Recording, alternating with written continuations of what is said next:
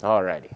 So you guys ready for this, or do you guys want to wake up a little bit more before we start talking a whole bunch of math and the fun things? I like it. You're excited today. That makes me happy. So, fugitive emission estimating. So a little bit of background. I believe David spoke on this yesterday a little bit. But back in the early 70s and 80s, EPA helped fund a project to basically help create the emission factors we use today. And so one of the guys that I travel with, he's actually teaching experts. He was one of the main point people on this project. So if you guys ever get angry with LDAR, you can just shoot him an email and be like, you're the reason. And he loves those. But no, so he and another feller that work at SAGE actually helped do this. And what they did is they traveled all throughout the world and they did bagging studies. And so how many folks know what a bagging train is? Nobody. Okay. Thanks, Teresa. I like the hit. So a bagging study is the very old school way of being able to calculate emissions. So what they would do is it's this huge, I don't know, it's probably about as big as one of these tables to me. And what you do is you wrap the leak interface where you found something, and then it goes in and you calculate it out, and it takes all the tests and does everything for you, and you find out how much it's leaking and what is actually coming out. So it's a very old way of doing it. And this is how they did it. It was very top end back in that time. And now you guys have probably heard of the high flow sampler. Anybody heard of a high flow? Okay, so the high flow is kind of a new piece of equipment out there that helps quantify the flow that's coming out. So if you're doing like an IR survey or something like that and you see a leak, you see a leak, but you can't quantify the leak with the camera. So then some folks say, well, I want to know how much is truly leaking out there.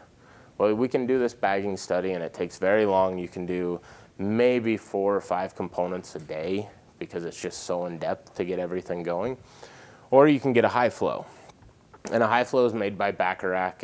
We actually have a couple of them. But it's a giant, like you guys thought you were Ghostbusters with LDAR. It's the coolest thing. It's this huge vacuum on your back, and you got this big tube, and you wrap it up with a special bag that they have, and it helps pull out the flow rates for you. It'll tell you what the flow is, what's being emitted, but it won't quantify what it is. So if you don't know your process stream, or you're out somewhere and you don't have a great idea, then you have to pull a SUMA can. And with that, then you have to send it in to one of the labs, and they have to analyze it and basically tell you what the stream's made up of. But so there's other ways to do it now. But I'm sorry, I got a little off. But back in the early 70s and 80s, they were doing it in the older way with the bagging trains. And from that, they helped develop Method 21. And because the reason that Method 21 was developed off of this is they had to come up with a way that they were going to find the leaks first. So before the cameras were around or anything like that, they had to have a way that they would go out there, and how do I find a leak? If I can't see it with a camera and I don't have a procedure, what's going on? Well, if you're doing this for multiple sites and all across the world and you're trying to develop emission factors, you've got to start writing a procedure. Well, so that's how basically Method 21 came into play. It was their SOP of how they were going to do this emissions study. And it said, you have to do this. You have to put the probe at the leaking interfaces and items like that. And so with that, they got Method 21. Then they started doing the bagging trains and all of that information. And we got the lovely emission factors we use today. How many folks believe our emission factors are perfectly up to date and happy with them out there? One person, okay. Hey, a lot of folks would disagree with you at this time. And the reason why is now we have better equipment. We've introduced better engineering solutions and started doing things a lot better according to the rule. And so a lot of folks would like to take the general emission factors and see them redone so that anything that isn't monitored, we're not getting hit as hard with. So LDAR and fugitive emissions estimating are directly related. LDAR monitoring is used as the basis for most emission estimates using correlation equations. Emission factors can be used for non-monitored equipment, but the LDAR database may provide population estimates. Much of the emissions estimating work is done by the LDAR database, but the exact correlations in emission factors and time-based interpolation methods may not be explicitly specific. A site supervisor or LDAR coordinator should know how the emissions are being calculated, and ideally blah, blah, blah, blah, blah, blah. So there's a lot of stuff on here. So what we're getting at here is, we talked about it yesterday. With LDAR, we have a ton of data being compiled. You guys have data and data and data and emissions, and you know that this valve leaks at this percent, and here's how many ppm I read, and everything along those lines. You know everything that's going on. So you could use the general emission factors, and like we said earlier, were developed back in the early 80s. That back then, that's where we were. We were at a 10,000 ppm leak definition, and some parts of the world didn't have anything where they went. And, you know, so that's what we have there. Or why not use our own data? Why not use the stuff that you're actually paying a contractor to help produce? And the important part is with that is, if I can use my own site's emissions, that would be what's important. Because now I'm not using somebody else's information, I'm using my own sites. And so when we talk about this, we're saying, try with all the data you have, try using that. And if you have LeakDOS or Guidewire, the other ones, if you actually have those, I can't speak to how they run them, but LeakDOS and Guidewire already have emission calculations set up for you, and you can run it. But the important thing is like we said yesterday too, and I'm sorry, I'll keep referencing yesterday for quite a bit during this presentation. I talked about that I can run a canned report and get an answer, and it tells me I have 2. And then I can make my own report, and I get 3. So with that, the same thing would happen with the emission calculation. Somebody needs to know how to manually do it so that you can just double check what the database is spitting out. Because we all trust everything, but you want to trust but verify the information. So when you're saying use your site's information, you mean your site's emission factors based on the leak, right? Yep. Okay. So it's, you already have, do you have Guidewire or LeakDOS? LeakDOS. So you already have it. With all of your monitoring events, you've started to compile your own emission factors. If you don't have anything, so let's say you don't monitor pumps, and we all know that that's not the case, but you don't monitor pumps because it's easy to pick out. Then you would have to use the default emission factor for that type of equipment. You have no data to prove that it's not leaking at what EPA says it should be leaking at, or has the potential to. So then you would have to use that default factor. But if you do monitor your pumps, then you can start using your own data to show your own emission factor. You guys following that one? Okay. So the biggest point on here is somebody within the site should know how to do it by hand. And I talked just a second earlier about it. But you want to make sure that you understand the basis of how to do these calculations, because you want to trust but verify. We trust that everybody's doing their job correctly and they're great and they're perfect. But we also want to verify that they're doing it. And that's what the consent decrees have done. They've brought in a step of, now we require audits so that we can verify that you are doing everything correct. It's a trust but verify thing. Same with emission factors. So I'm going to step it over to David for just a few on these. And with this, what he's going to do is kind of walk you guys through the correlation equations, and then he's going to help coach you guys on how to actually hand calculate an emission factor. So if you guys have any questions or you can't hear him, just let him know, and so we'll go that direction.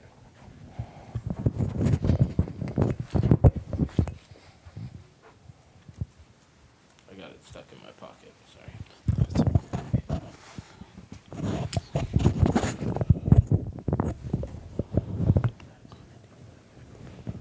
That's okay. So we got correlation equation is what we're going to go through now. And that's just the equation that you take your screening value from your TVA, you plug it into an equation to get your emissions, usually in about kilograms per hour. If you have a 0 reading, that's where this default 0 comes in.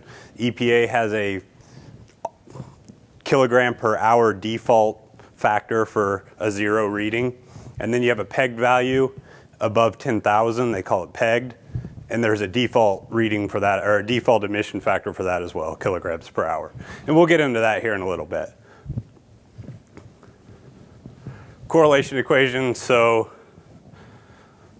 plug the on-scale ppm values for the monitoring into the equation, like I said. So you go out there, you have your TVA, you go read the component, you dump that back into GuideWire or LeakDOS, whichever one you're using, and they take that value you had in the field and put that back into all these equations to get your emissions for the year on that component.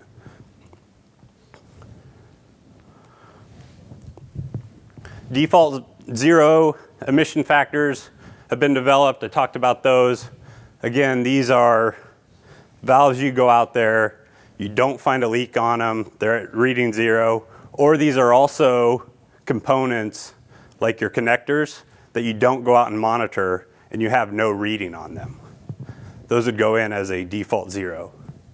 So all those get brought into play when you're calculating your emissions for your semi-annuals or whatever you're putting your emissions on. These were also derived from the bagging studies back in the 70s and 80s. These normally applied to monitoring valves equal to background or net 0 reading. Peg factors, these are the 10,000 ppm maximum scale of the old instrument that we talked about. Many of you guys have not seen. Now we can get above 10,000 ppm on a thing, on an instrument.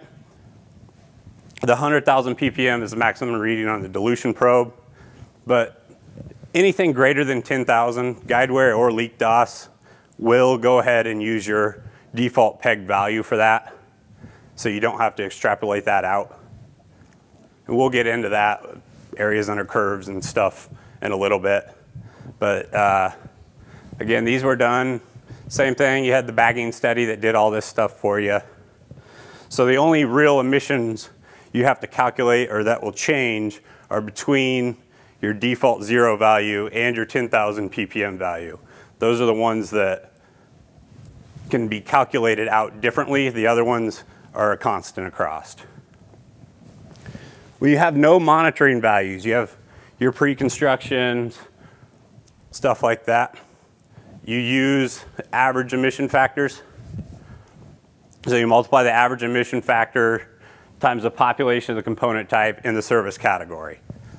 So this would go for things that you don't monitor on a normal basis. I guess that would pull in your connectors more or less as well. I guess you don't, so I was wrong there. You don't use your default 0 on that one. You're going to use your average emission factor for a connector, it looks like here.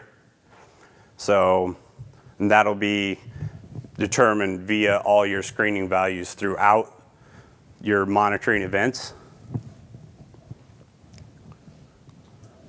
Here we have equipment leak rates for equipment. So you have a valve, you have your default emission rate, you have your pegged emission rates for 10,000 and 100,000. And then you have your correlation equation that'll give it to you in kilograms per hour. So you have everything there, and we'll get more in depth into this here in just a little bit. And we'll talk about how you do it. There's trapezoidal and average emissions and stuff like that. But this is just a thing showing you the default zeros, the pegged values, and the correlation equation to get your kilograms per hour. The response factor, that's giving your TVA a response to, TVA or Phoenix, giving it a response to what you're out there measuring. So usually it's a 1-to-1. You don't have to modify that any. We use methane as a standard gas. So method 21 allows the analyzer with a RF up to 10. So you can have a response factor up to 10. So that's just a correlation between the compound of interest and the methane. But for the most part, everyone uses 1 because it goes across the board. Whoa, what? Why you use 1? Because all, you know, I don't know the answer to that one, to be honest with you. I'd have to get with someone. I'm not gonna try and make anything up on that one. So I don't know why we use 1 on that.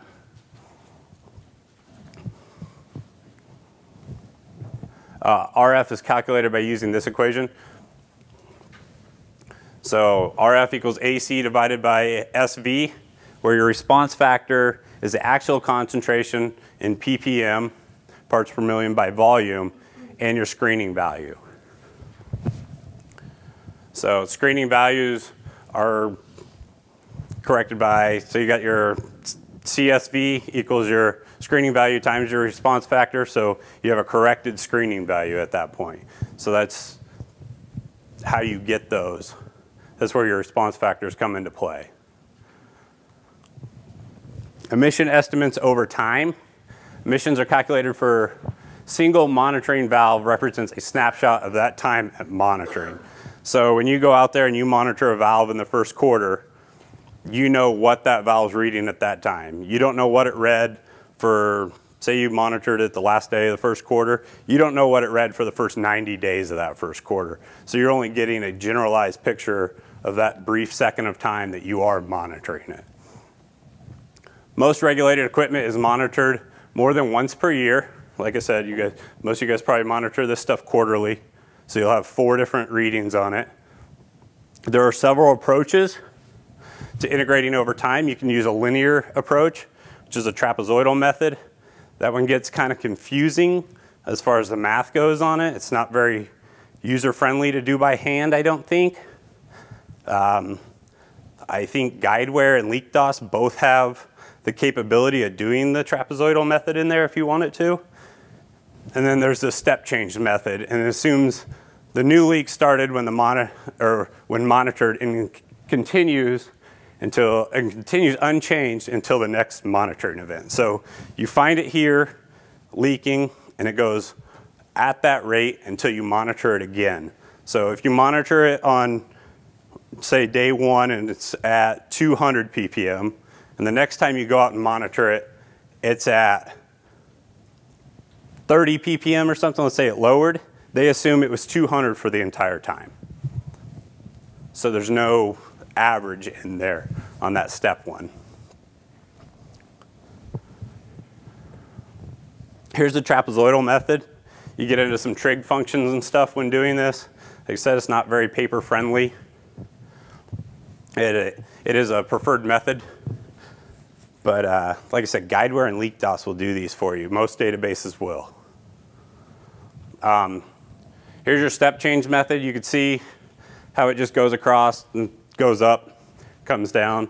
So you're not taking any averages over time.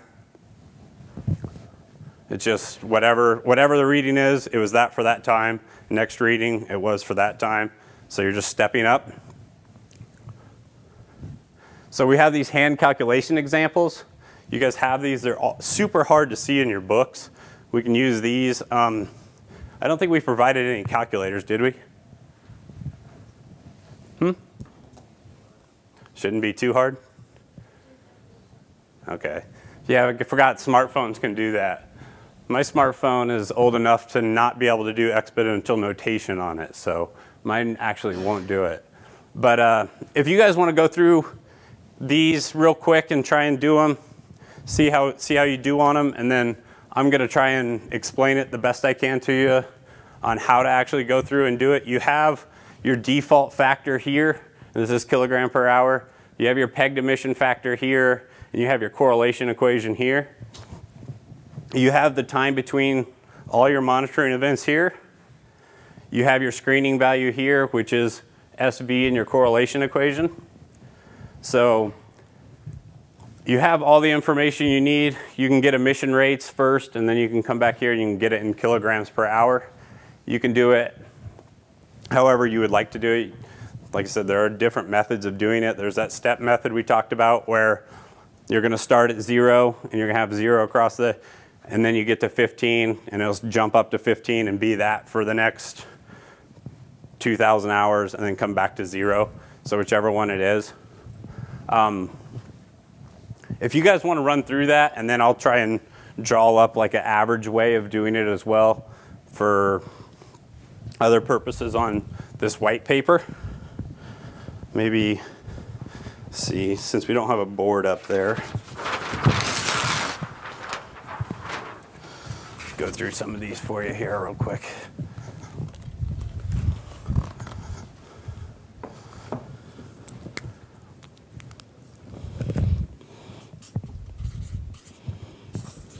Thanks.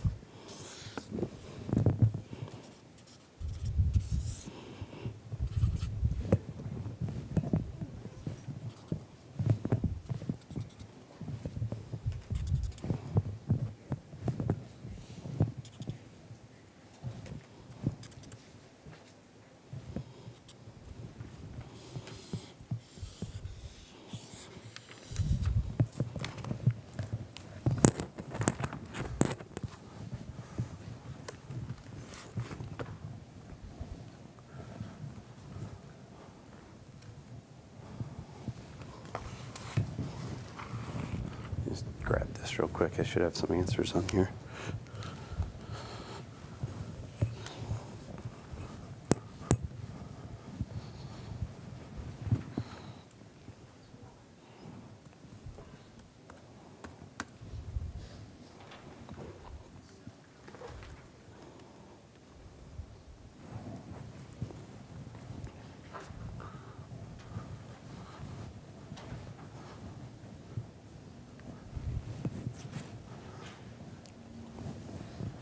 So does anyone have this first one done? We can just run through it. It's probably the simplest one there is on there for you.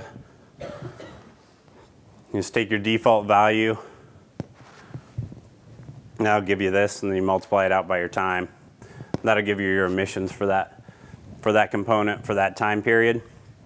And then for this one, you got to have the little bit of math there. You take the 15 to the 0.746. And extrapolate all that out. There's another way that other people prefer. This is going to be hard with holding this thing. There's an average method as well. So assume this is ppm and this is your time, and you started at 0, and the first one goes up to 15 ppm, which is right here. The way that some people calculate this is they take an average and they say this thing leaked only at 15 ppm for half of the time and at 0 for the other half of the time. So they take an average. So they'll actually do something like this and do areas based off of this. So when you extrapolate this out, you come up with almost the same result as Bronson was saying. You'll get different numbers however you run these reports. I know Guidewire and LeakDOS allow you to run them in multiple ways. You can run a trapezoidal one. You could run a average one. But if you do it this way, you're going to come up with a little bit of a different answer for it.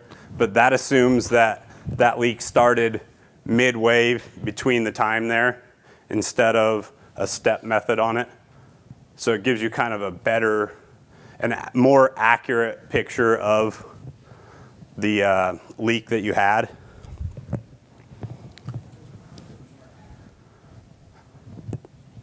Because if you look at this one, so if you look at this first one here, you're saying that this was reading 0, and then on 415 it was reading 15, and you have 2,000 hours between that.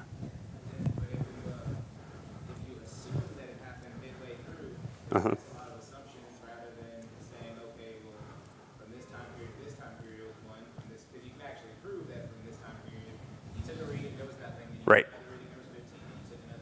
Right. You can prove that, but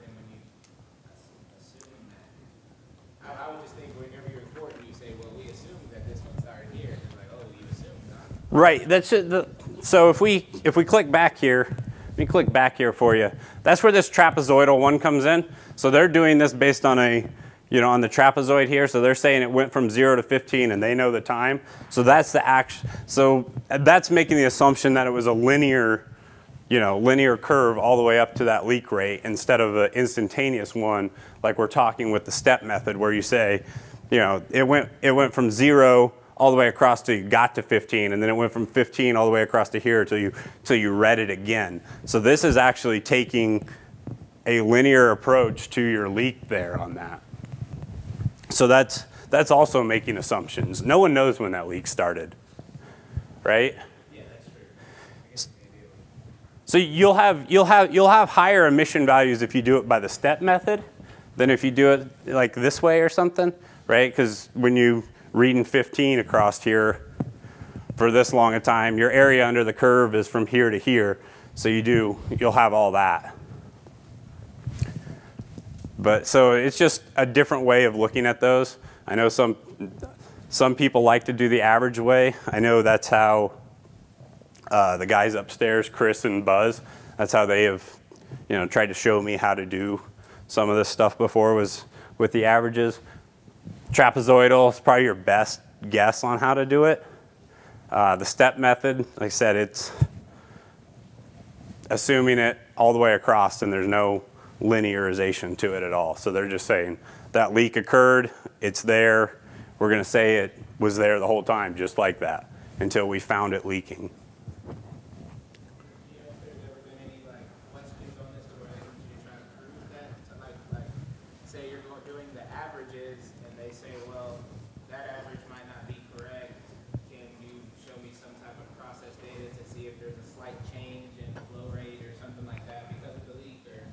No, I've never seen that. I've seen people go out and wonder if the process changes cause more leaks and stuff, but I've never seen them say, I've never seen someone go out there and say, well, because the process changed on this time, you should consider the leak at this time rather than some other time. They always still stick with the trapezoidal linear approach on those. You said that leak DOS and Guidewire already do this. They do. So what method do they use? They use the trapezoidal one. Well, actually, I take that back. There's both systems in there. The trapezoidal one is probably the best for emissions. It's their default. So it's kind of back to what you were saying yesterday. Just pick a method, stick with it, and stick to it. Yeah, don't be changing all the time. It's all one. Then change again. No, just pick one and stay with it. Any other questions on how to get leak rates and stuff? I don't know if any of you guys plugged any of those values in.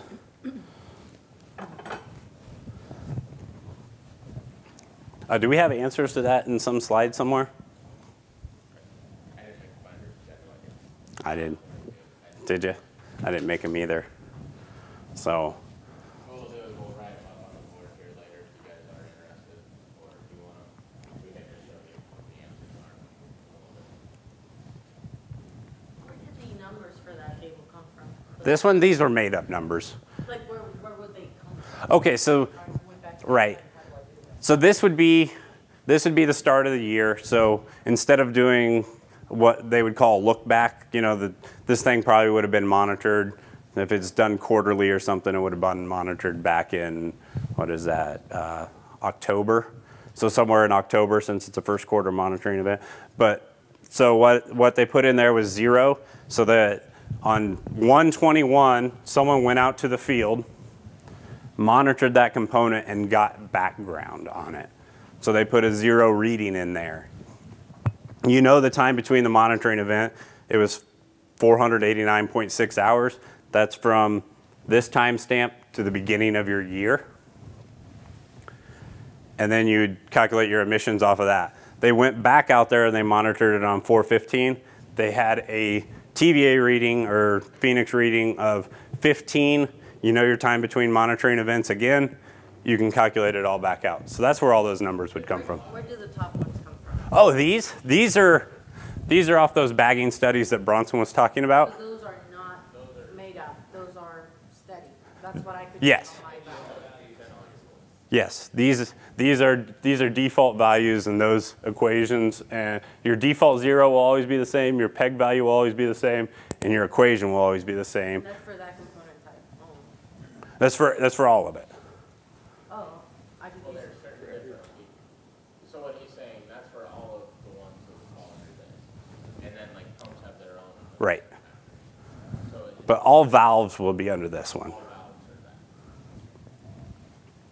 are that. And the only number that changes on these is your screening value number, and that's what you read out in the field. Yes? Yeah. Yep, you just add this column up. Because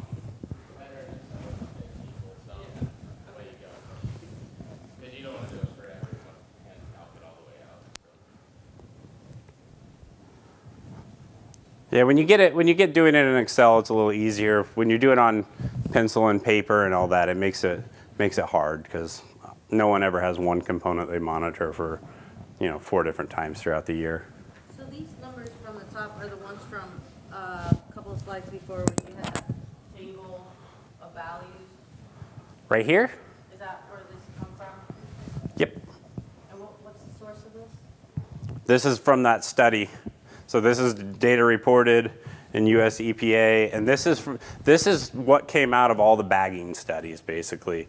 So in all of your rules and stuff, when you go in, it'll have a reference to where it's stored, depending on what website or how you pull it, but you just want the default version of that.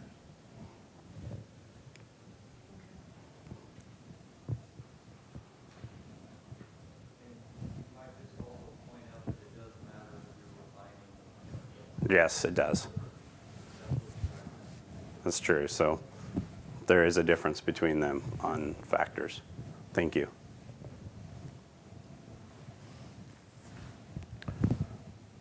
I know she said yesterday, I don't see her here today, but from the oil and gas fields, they use different values as far as I know. They're not very user-friendly right now in the Colorado area, but they also allow for you to go out and make your own screening values. So if you have like lab data that shows your VOC content within the airspace of a tank or something like that, or you can get a gravity on that, you can actually use your own emission factors based off of lab tests rather than using the default ones in the oil fields. Are you in the oil stuff as well or no? Yeah. Okay, so I thought that might be of interest to you. I know that that's happening out in Colorado because they said, we're just gonna base everything off your largest tank. Everybody was going over 6 tons. It was causing all kinds of trouble. They went out, did their own stuff on it, and they're allowing that, so. Huh? Yes, they found lots lower numbers. Yeah. It's kind of based on the formation you're in when you're in the oil, pulling oil out of the ground. One formation can have a much heavier oil than this formation over here. So you can't really have a default factor for, a state that has several different formations they're pulling from. So that was, I know a lot of people out there that were not too happy about the factors they came up with. I don't know if you're with a company or not, but they have been trying lately also to push, instead of doing every well that they own and having lab tests on it, they're pushing to do a sample of that formation throughout different companies to see if they can put a default value together for that formation. Yeah, but it hasn't happened yet. I know they're trying to just because their lab, they're sampling hundreds of different well pads and stuff. It's getting up there, so they're trying to avoid it at all costs. But I know that's something they've also looked into. Any more questions about default factors, emissions, how to calculate them? You can ask all you want. Where else? So we passed that one. Do you want to answer this one, Bronson? What's the response factor? Why do we use 1? I honestly wouldn't know. Okay. I'd have to go ask others. Okay. I said the same thing, so. Well, the response factors there are all based on what constituents are Right, it's how the machine responds to the whatever the compound of interest, but I didn't know why we always use one. Basically covered. Okay. So we'll try and get something on that around lunch or something and get back with you. We did that. You want to go through inventory management? Do some retag? All right, inventory management. This is something you were talking with us about yesterday.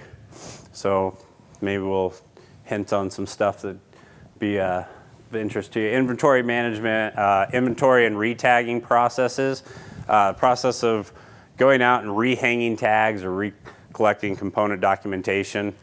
This has, well, they say that you're supposed to do it every 5 to 7 years, or it's ideal to do it every 5 or 7 years. It goes a lot longer than that most times. Sometimes they'll put Band-Aids on it, sometimes they won't. With the advent of smart P&IDs, this has actually become something that may be able to be avoided in the 5 to 7 year period and last a lot longer. Smart P&IDs are allowing you to actually store everything within the P&ID and make changes on the P&ID as you go. They're a really nice documentation piece to have. They make things up to date. They're pretty instantaneous on MOCs and stuff like that. So you can actually keep up with stuff. Makes it a little easier. But why would you care about managing your LDAR contractor during the inventory or retagging efforts? Hopefully it's on the next slide. That is a very big cost to a refinery or a facility when you have a retag project going on. Those take several months to do. I did an actual validation on a plant one time, and we did maybe 15 units, and it took us a little over 7 months. That was just to walk down P&IDs and verify all valves had a tag on them. So it takes a long time. There's 3 of us out there doing it. So cost gets up there fairly high, so you want to be able to look over that. Inventory and retag projects are complex projects that require all levels of the facility, from environmental, engineering, operations, and some kind of contractor. That goes into the very start of it, where you would start out by having the P&IDs, have a meeting with process engineers, figure out what's going through these pipes. You would highlight them accordingly, and then after you have all your highlights done, we'll continue on from there, but this is going to be the process, and I think the slides follow it as well.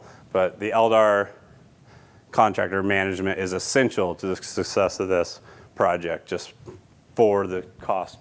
Why? Huh? Explain why. Explain why it's essential? It's because it's your money that you're spending on it. So give $1. I don't know what a retag project costs. I've never wrote one. Have you? If you're looking at a retag, you're going to have engineering folks. You're going to have many different parts in play. And so just for some folks to come out, you're looking at a couple $1 million. Then you have to buy all your stuff. Then you have all of your crew going out and retagging. And there's about another $1 million, $2 million. So alone, depending on size, I mean, it's all applicable to how big you are, how small, but you could be looking anywhere up to do a full retag somewhere around $8 to $10 million. So when you start putting that kind of cash out, that's why we say it's very essential to have a contractor management, because if you have that many moving parts, you need to have somebody not just beside yourself who probably has multiple duties at your facility, where maybe you're in charge of LDAR and V1 and wastewater, whatever it might be, that you can put somebody in play that their only duty is to make sure that that contractor's doing what he wants and what he's telling you, and that they're staying on scope, staying on the various entities. I have a question. What do you guys' suggestion on actual tags? Like there's metal, paper. Right. Don't use paper. Those fade and go away. Just a metal stamp tag. Usually, sometimes you'll see, they're just stamped. Sometimes they have a unit on them, and then followed by a tag number. I think it's 15 slides or 16, there's a picture of a tag. That one's the one with a barcode or whatever. you want me to fast forward to it?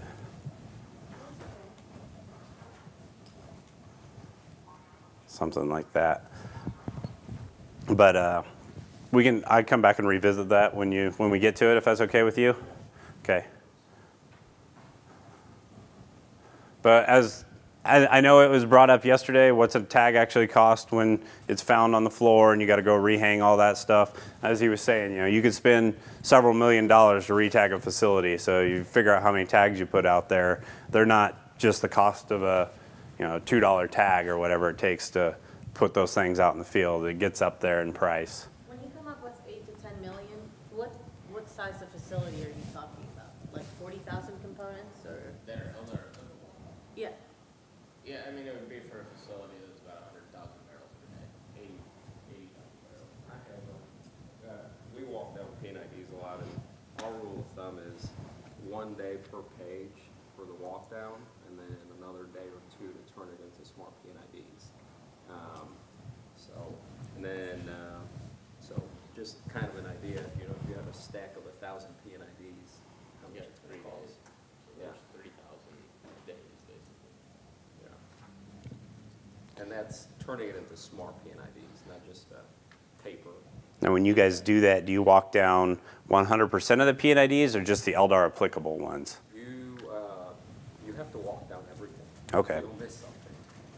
And that includes everything on the P&ID, including instrumentation. Right. Yeah. And updates. But, the beauty of the smart P&IDs is that you can, just like I was saying yesterday, the difference between a dumb P&ID and a smart one is that the smart one is a database in itself. Right. So you can add whatever fields you want that are applicable to whatever you're doing, like LDAR, for example. And that database can be imported into whatever software you're using to do this, for example. Right. And can you make like edits on to the P&ID? Say they added a bleeder randomly, you make that edit onto your P&ID, and then CAD takes it and updates it?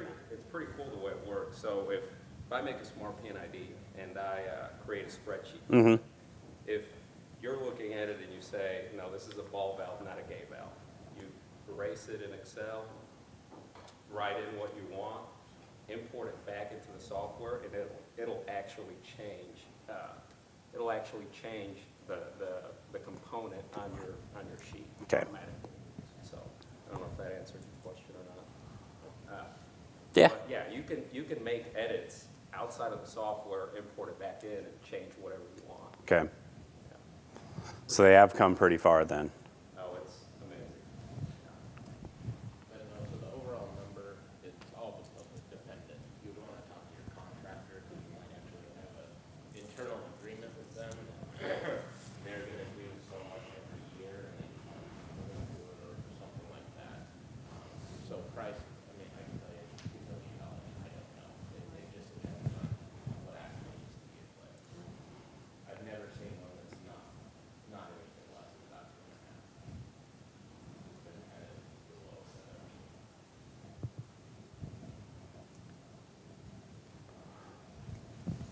seen. You done then? You have more on it? Todd? What? That's what we're here for. He can answer all the questions you want. Just keep throwing them to him. But yeah, well, we'll figure that one out. I go ask the people who would know the answer.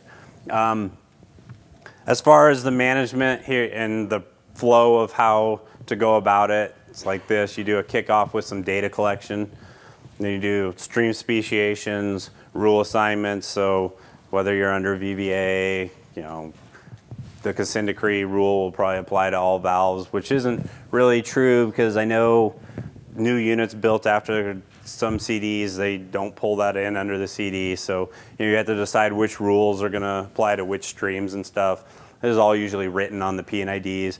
Then you take the PFDs and the P&IDs. Well, you mark the PFDs up first, and then you send those to the engineers to verify that that's actually how the process worked. So you'll go through and you'll mark them up based on the speciation and stuff and say this line's light liquid and this line's heavy liquid, this line would be gas. And then the engineers come back and they either say, yes, this is how the process works, or no, this isn't how it works. If you're good to go, you take all the PNIDs and you start highlighting those based off the PFDs that you have. Once you have all those marked up, which takes a good amount of time, what do we say, about 30 minutes of PNID or so to color them all pretty colors, and we say about 60% of PNIDs in a refinery are LDAR applicable. You know, we look at all the PNIDs, but when you don't have... The chemical side has changed. So what was the last one you did? Was it 80%? One unit was probably 70%, and another unit was right around, yeah, 40 or so. But you'll know, you have probably a current set of highlighted PNIDs, so you have a really good idea of, you know, how many are actually applicable and how many aren't. So that's always a good starting point. And then the field work starts. Someone goes out there and they hang these ribbons, or flags as we call them.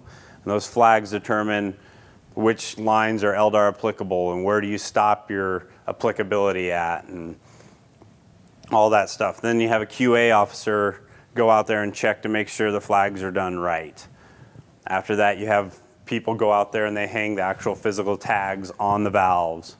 And they go around and they do that. And after all those are hung, you have a QA officer go out there. He doesn't check all of them, just do a subset of it. You know, it'd take forever to go out there and look at them all. Like I said, I did an entire facility and it took me 7 months just to walk around and check every tag. So you're not going to have the QA officer do that. You're probably going to do 10, 20% of all tags that were hung, verify where they're hung, check location descriptions. That's in the documentation part of it. After they're all hung, you have a guy go out there with a handheld. The Archer can be it, the Symbol 9090. Some people do it on paper. I'm not a big paper fan when it comes to this because this is a very tedious task. They go out there and they find every tag that's out there in the field. And they type in the location description, they type in the valve size, they type in the stream that is going through it, all that stuff, why they're out there. They make all the documentation that goes into your LDAR database. So everything that's in there gets typed in via some handheld computer somewhere. Like I said, it can be very tedious, especially when you're typing in all your connectors and you're in like an analyzer box or something like that. You know, you can have hundreds of them, you can sit down, start typing for an entire day. Someone goes through and QAs that as well to make sure that was done right. You know, a lot of times you'll see valve sizes wrong and other stuff. Those are just minor cosmetic things. Location descriptions, you get some of those wrong. That can make it a little tougher on a technician to go out there and find that valve. So those are pretty important documents to get right. And then to finish it off, you make these monitoring routes. LeakDOS has made this very easy. I don't know if any of you guys have taken advantage of it. I think Guidewire allows it too. But you can upload all your stuff into your handheld as a visual inspection. Have a technician go out into the field and visually check off all the valves that he sees, or he or she sees, that they want to monitor and how they want to monitor it. Come back to the office, upload that and say, upload this in route or as a route order as I visually saw it. So if your routes are all wrong or just convoluted, a lot of places are sometimes, that is an easy way to correct it. Just upload them, go through, do visual inspections on those components, and then reroute it based on visual inspections. I know some facilities that are going to that because I don't know if you guys do it on your smart PNIDs or not, but some places used to tag these components based off of a process line. So if it would come from a pump, they'd start tagging that pump and they would follow the line all the way across the unit, and wherever it dropped down at, that's where they'd hang their next tag. And they'd do this based off a PNID they were carrying. Don't think it's a very good system to use, but you got all the tags out there in the process. So is that how you guys do it with your smart PNIDs? No, generally the PNIDs we walk down, everything that's on a page is right in front of you. So we actually do it by page. So you do it by page. So that kind of would be by a line process then. Technically, yes and no.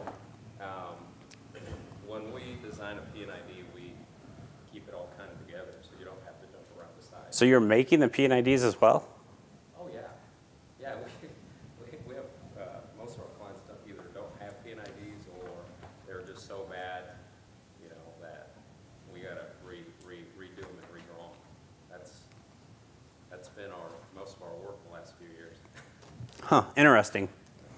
I don't think I'd want to run into that in a refinery or a chemical plant that didn't have P&IDs, because those are usually vessels that go up multiple decks. We're mostly in the oil and gas side. Okay, that makes sense. They probably don't have many P&IDs out in those. So that's just an easy way to fix monitoring routes. I don't know if you have, yes? Can you go over the flagging concept again? What's the purpose of that step? We'll go into it in more depth. Oh, okay. This is just kind of what we're showing here is how to set it up for a management side. Okay. And then we will go into a heavy discussion on all of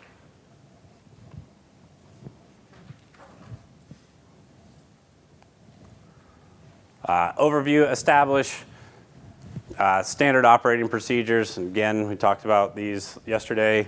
Those are important keys. Work with the groups to utilize existing protocols.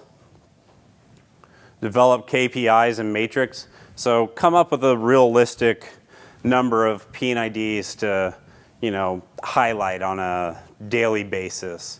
If you're saying 30 minutes of P&ID, that's probably plenty of time. Don't drop it down to 5 minutes of P&ID to start coloring. Those things are tedious, and if you're left-handed, like the guy I worked with for a lot of the project, he likes to smear his hand across the highlight that he already made, and you got to go redo it to make it look nice. Training at all levels is critical. And invest in a good QA/QC officer. Be amazed at how much stuff is actually still found after someone would go through and do a retag project. Even the stuff that I went and walked down in that facility, I keep going back to that one because it's a facility I was at very recently. Even after going through there after 7 months, the QA/QC officer would come out there on a monthly basis and walk down the entire unit. He would never carry any P&IDs or anything like that. He would just do line walk-arounds to verify what was actually out in the field was tagged. There was quite a bit of stuff that would be found. What? It's something here. There's nobody else. Oh. It's not my microphone this time, so that's a good thing. But yeah, QA/QC officers find a lot. One of the things we found in a unit that would have never been caught by me, but the QA officer caught it. There was a control loop on a applicable line within the unit that was on another unit's P&IDs. So that would have never been seen by me walking out the P&IDs in either separate unit because they didn't share those P&IDs, and it was just found randomly. So those type of things get caught, and it's good to have those people. Oh, they're tapping on it. Probably want me to shut up. Develop these KPIs, like I said. PFDs, P&IDs, 1 to 5 P&IDs per hour. I guess that's pretty good for 30 minutes. That's two per hour. So, yes, sir. For example, on a 3-inch 90 threaded connection, do you tag both end and end? Now say that one more time. On a connector? Yep. 3-inch 90 threaded both ends? Okay. Do you tag both end of that? Because there's 2 point of release on that. We don't tag the connectors. And Unless you have that requirement. right. You will point those off sometimes, though, if that's what you're asking. We are, if we were doing something like that, depending on how far we go, we'd make that like 1A and 1B for the design connector version of its own. But you do. If that's required. But if you don't have that, so you get to have everything in where you're at. Yeah, it is required, but do you tag both sides, or can I just make Just make a single tag for it, and just teach your technicians how to, what they're supposed to monitor with that component. Do you do it that way? That's how I would do it. Yeah, I would just make them childs, is what I would have done. Like, yeah, I know what you're saying, but you'd find the... They you find the closest valve and just point them off. So if you have valve 10 here and your pipe goes this way and you have that 90-degree elbow you were talking about, 10.1, 10.2. Yeah, you have to identify that. It's either on outlet. Oh, Is it part of the TRV piping going back into the system? I gotcha. So that's why I'm saying if you did it that way, just label it. Gotcha. All right, there you go. Flagging, 5 to 10 P&IDs a day. Again, this is hanging the ribbon on the applicable lines out in the field, where they start, where they stop, those type of things. Typical tagging, 250 to 350 tags a day. And that sounds like a lot, but that's easily doable, I would think. You and I just got done doing a tagging project somewhere out in the northeast somewhere. How many tags did we hang? 550, 600, took us 2 days. So that's probably right around where we were on that. And then documentation, 250 to 500 components a day, depending on the location you're in. If you're in an analyzer house or something like that, doing connectors and valves, you could document, 100 in a couple hours, just knocking them off right there because the description doesn't change all that much. So just be, when you have your QA done on something like that, just be cautious of where they are so that if they're doing several hundred or they're going over these numbers, try and figure out why. Don't just take it for what it is and go, they must have done it right or something, or know what they're doing. What type of validation was it? The same time frame being where you're just validating, you're not actually tagging, but you're still going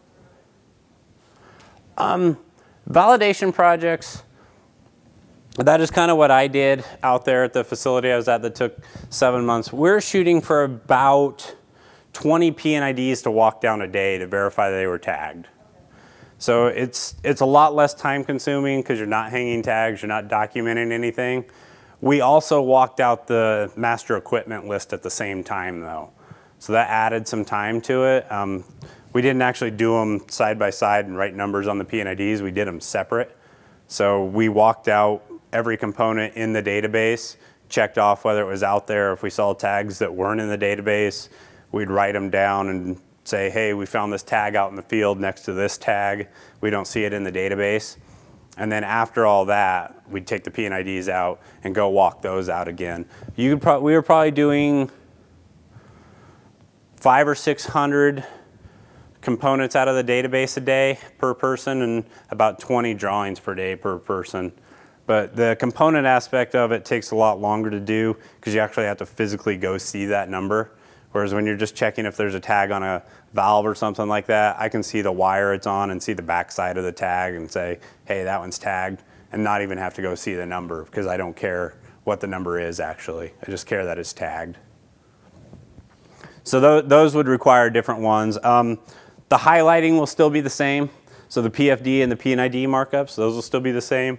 I don't know if that would be part of a validation that you were talking about. We did that as part of ours to verify that everything that should have been applicable was applicable and tagged. So when we went and re-highlighted the P&IDs, discovered discrepancies between what they had previously highlighted and what we came up with. And a lot of times you'll see components missed by doing it that way too. It's just another thing to add into it that makes the validation more useful.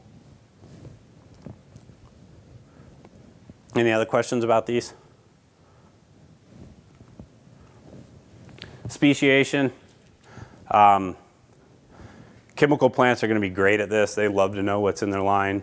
The refinery industry, they kind of can be hit and miss. They'll pull samples for you if need be, but these are the backbone of what the LDAR program is. Your speciation data is going to tell you if you have a light liquid, a heavy liquid, all that stuff. This data is utilized to make LDAR determinations and populate the LDAR database, make emission calculations. If you have speciation data on the stream that's going through there, leak DOS and guideware will both determine each compound's leak rate and as a whole, but you can get each compound that was leaking out of there instead of just having an unknown concentration of everything. You got analytical samples to figure out this stuff. You got process modeling. So you'll have like a maximum flow that you're going to put through these pipes, and the maximum amount of this and this that's going to be in there. And they'll just use a maximum and an average for their speciation stuff. You see that a lot. Technical references. You have your MSDSs, and then just process knowledge. You know, people are in the plant, 50, 60 years, who are going to know what's in that pipe very easily when you go ask them what's in it.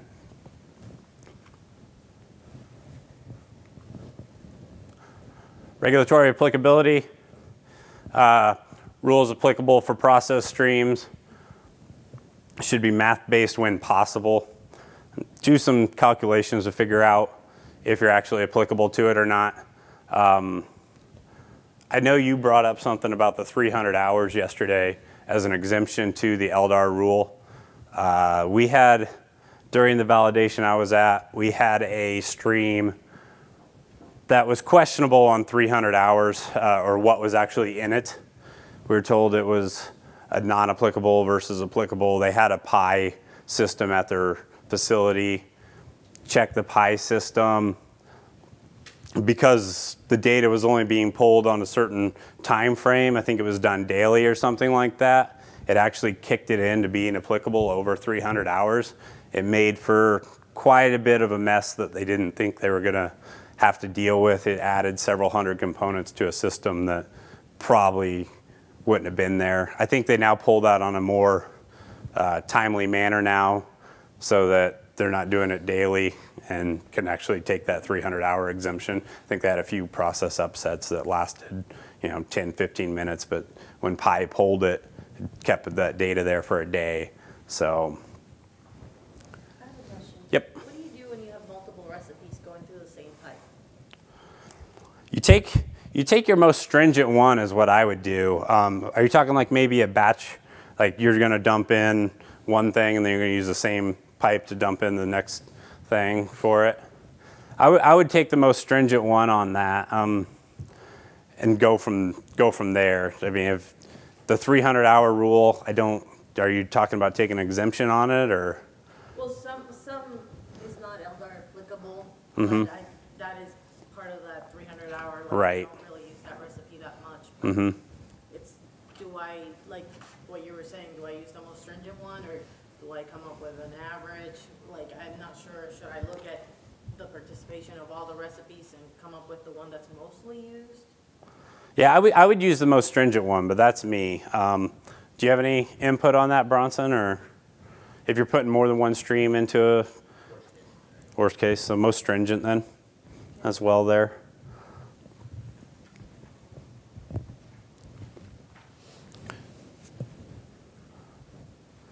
Vapor pressure and boiling points, we know. Number of hours in operation, like I said, we touched on that. That 300 exemption, if you're getting close to it, it's usually not worth messing with and just bringing things in. And then operating conditions, is it vapor or liquid? So you got speciation rule applicability. So general flow chart here. Is a stream in VOC service? 5% HAP, 10% VOC or more by weight. If it's no, you got your non-VOC components. If it's yes, is a line in vapor? If it's yes, you got a gas vapor system. If no, then you have to go through and determine if it's a light liquid or a heavy liquid. So this one says, is the stream naphtha range or lighter? And 20% by weight. In the process stream, yes, we're calling it a light liquid. No, we're calling it a heavy liquid. That is spelled out in those rules somewhere on how to actually determine a light liquid versus a heavy liquid. I don't know it by heart or anything. It's got something to do with 20% of it being something at 20 degrees Celsius or something like that. I don't know how it actually reads, but it tells you how to determine a light liquid versus a heavy liquid. And with speciation data, you can do that fairly easily.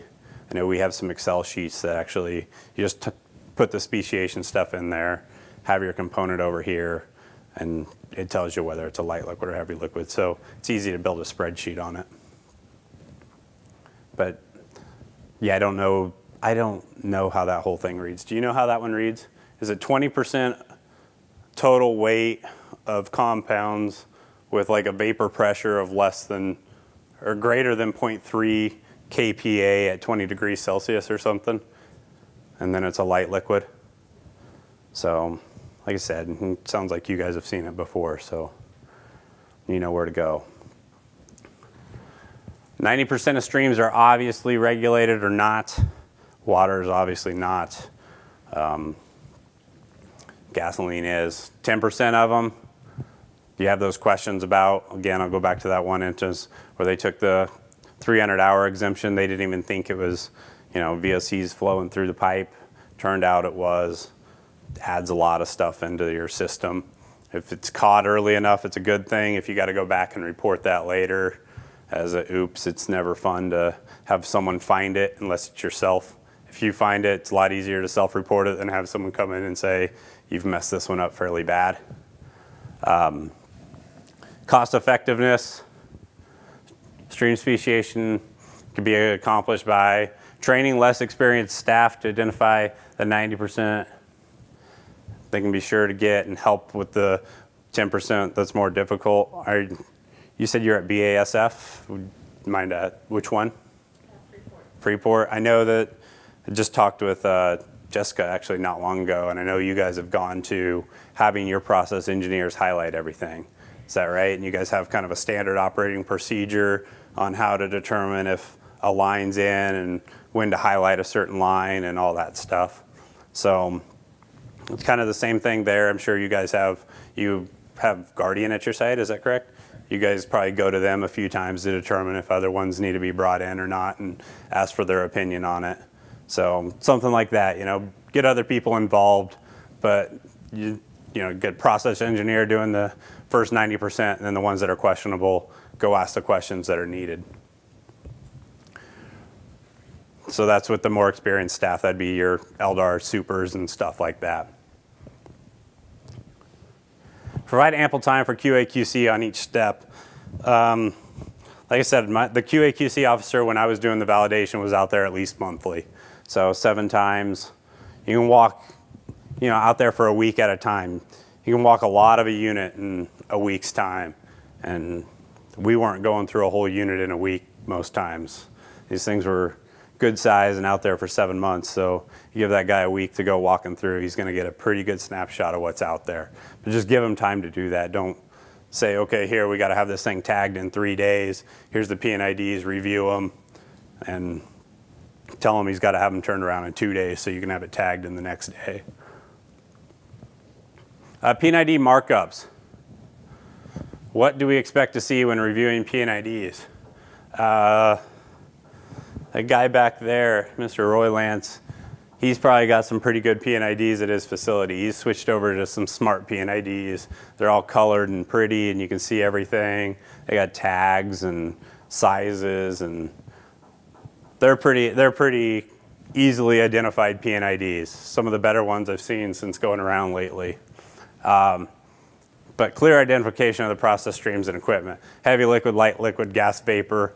A lot of people add a CVS to this one. I know you guys at BASF have your own color for closed vent system. You have your own color for vacuum systems. I think you guys use blue for vacuums, and just to help distinguish how things are, because the vacuum systems are also exempt. And then there's the clear identification for the closed vent system. And then you got your revisions and applicability determinations up to date. That's what you mentioned about the validation stuff. That we were also going through and drawing on the P&IDs to show if any changes have happened to those P&IDs. So I think they updated them based on what we took back to them at the end of it. Traditional P&ID markup. Probably couldn't tell you the colors here, but I can give one heck of a try. Looks like yellow is going to be a vapor of some sort. Pink looks like it would probably be light liquid or something like that. Assume you have this as a condenser. It's says condenser. So yep. So that's kind of just what you have. Highlight your lines. They'll go across the page. Make sure you follow them out. Good points to stop at, obviously. Check valves are good. I know a lot of people go one valve back on most of their stuff. If you have one valve and a check valve, I know a lot of places that take it to the check valve. It doesn't matter if you take it there or not, but just probably a best practice on something like that. I think you guys do it, BASF, you go back to the check valve, even if you have one valve back there. This is an Adobe P&ID markup. So someone highlighted these things in Adobe, or this actually looks like a PFD, so probably not a P&ID, but someone went through an Adobe and marked these up. It looks neater than if someone were to do it by hand. And then these are CAD layer marked up, so this is what you have, right? Huh? Oh, that's an isometric one? Gotcha. Gotcha. So the isometric drawings, does anyone actually use those to do any monitoring or anything? It's probably for the best. I only know 1 or 2 facilities that do.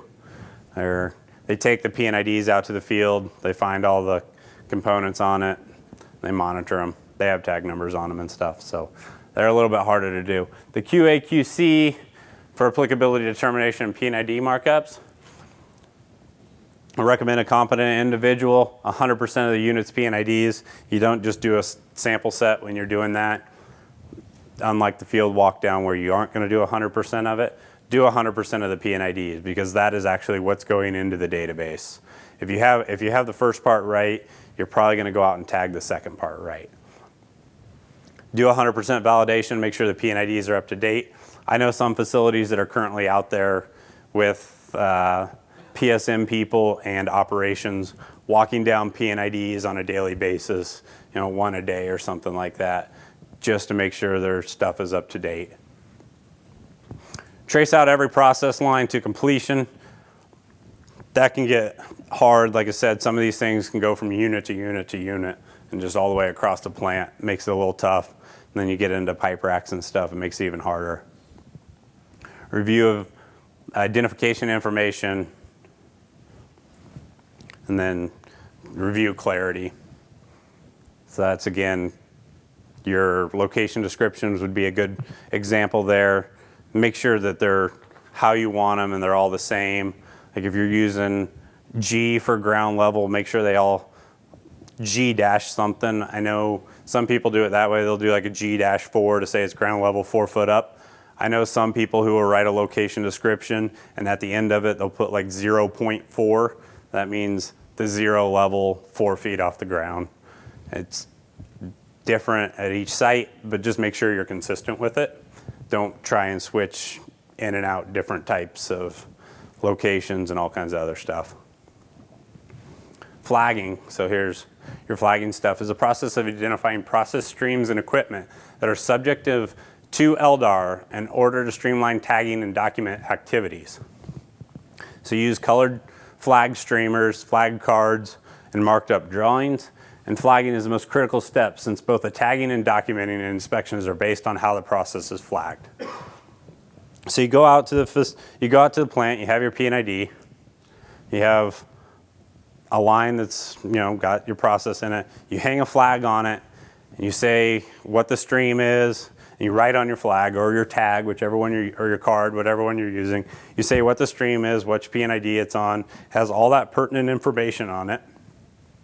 That way the guy that's coming behind them knows to hang a tag on that applicable line, and then the guy coming behind doing the documentation, when he gets there, he sees the tag, and he's got the flag, and there's a flag card out there, so when he does the documentation, he knows what P&ID it's on, what's in the stream, and he's got a tag number there. He can make up the location description while he's there. He can input the size because he's staring at the valve. It's a thing to help with that process. So you're not hanging that on each individual valve, you're just hanging it on the line to help out when it comes time to hang the tags and do the documentation. And a lot of times when you have you'll have like one line come in that's applicable, and another one come in that's not applicable. When they merge, you could have a potential non-applicable thing coming out. You know, so I don't know what a good example would be. You know, maybe a light liquid mixing with a heavy liquid, and by the time they're all mixed or something, you have a heavy liquid stream that comes out of it. You'll hang a flag at the end of that too, saying stop here. So the people who are hanging the tags, when they come around, they get to that flag on that line, and it says stop. You know that following that line out is no longer applicable anymore. So you usually hang that at the valve. That's going to be the last tag of the line. So flagging card, here's what one looks like. You have your unit number, your drawing number, your equipment number and name, your line number, your stream number, and light liquid, heavy liquid, and gas vapor. So again, this goes back into what I was saying. This is great for a documentation person, because now instead of having to figure out what all these are, they're just right there for them. Just makes documenting that much easier. It's a very time-consuming part of a tagging project, is the documentation piece.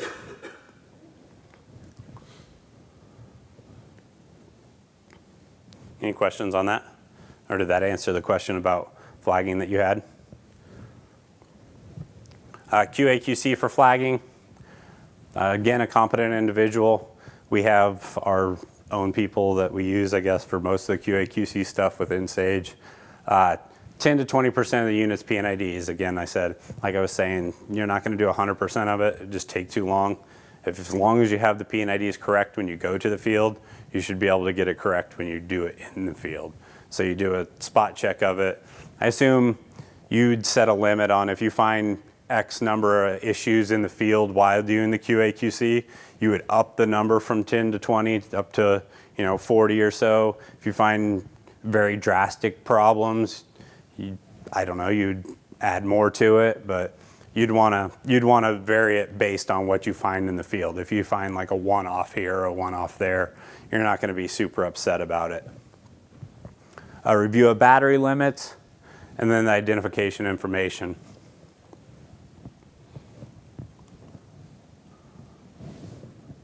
Flagging key points, tape and color. Choose a color that matches with the P&IDs, and which is distinctive from any other flagging that operations uses. We like to go out, and when we do this, when we did the validation process, we hung flags where we found errors or found overlooked components or something that was of an issue. We asked operations what they use.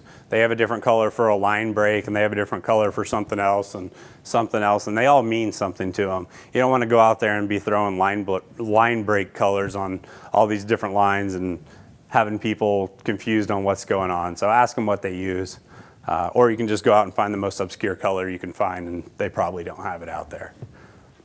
The flagging cards, durable. Kind of like your DOR tags, if you have something that's weatherproof and waterproof and all that resistance, and you can have everything out there and it's not going to wear off or anything, you'll be okay with those. The DOR cards are probably the best example of what something like that would be. Obviously, you'd have a different one for what you're wanting for flagging. Improve housekeeping by rolling up the flagging cards and inserting into valve yokes and stems, so you can just put those right in like a yoke instead of hanging it on the pipe or something like that. Make sure to mark off the P&IDs to show completion and note any field red lines. That's making sure your P&IDs are up to date. If you're out there and you see a change in it, draw the change in. This, for the mark-offs, we usually just put a little line through the valve to say that it was done. So there's nothing super sophisticated about it. It's just the easiest way to do it. Flagging is the most critical step, since both tagging and documenting and inspections are based on that.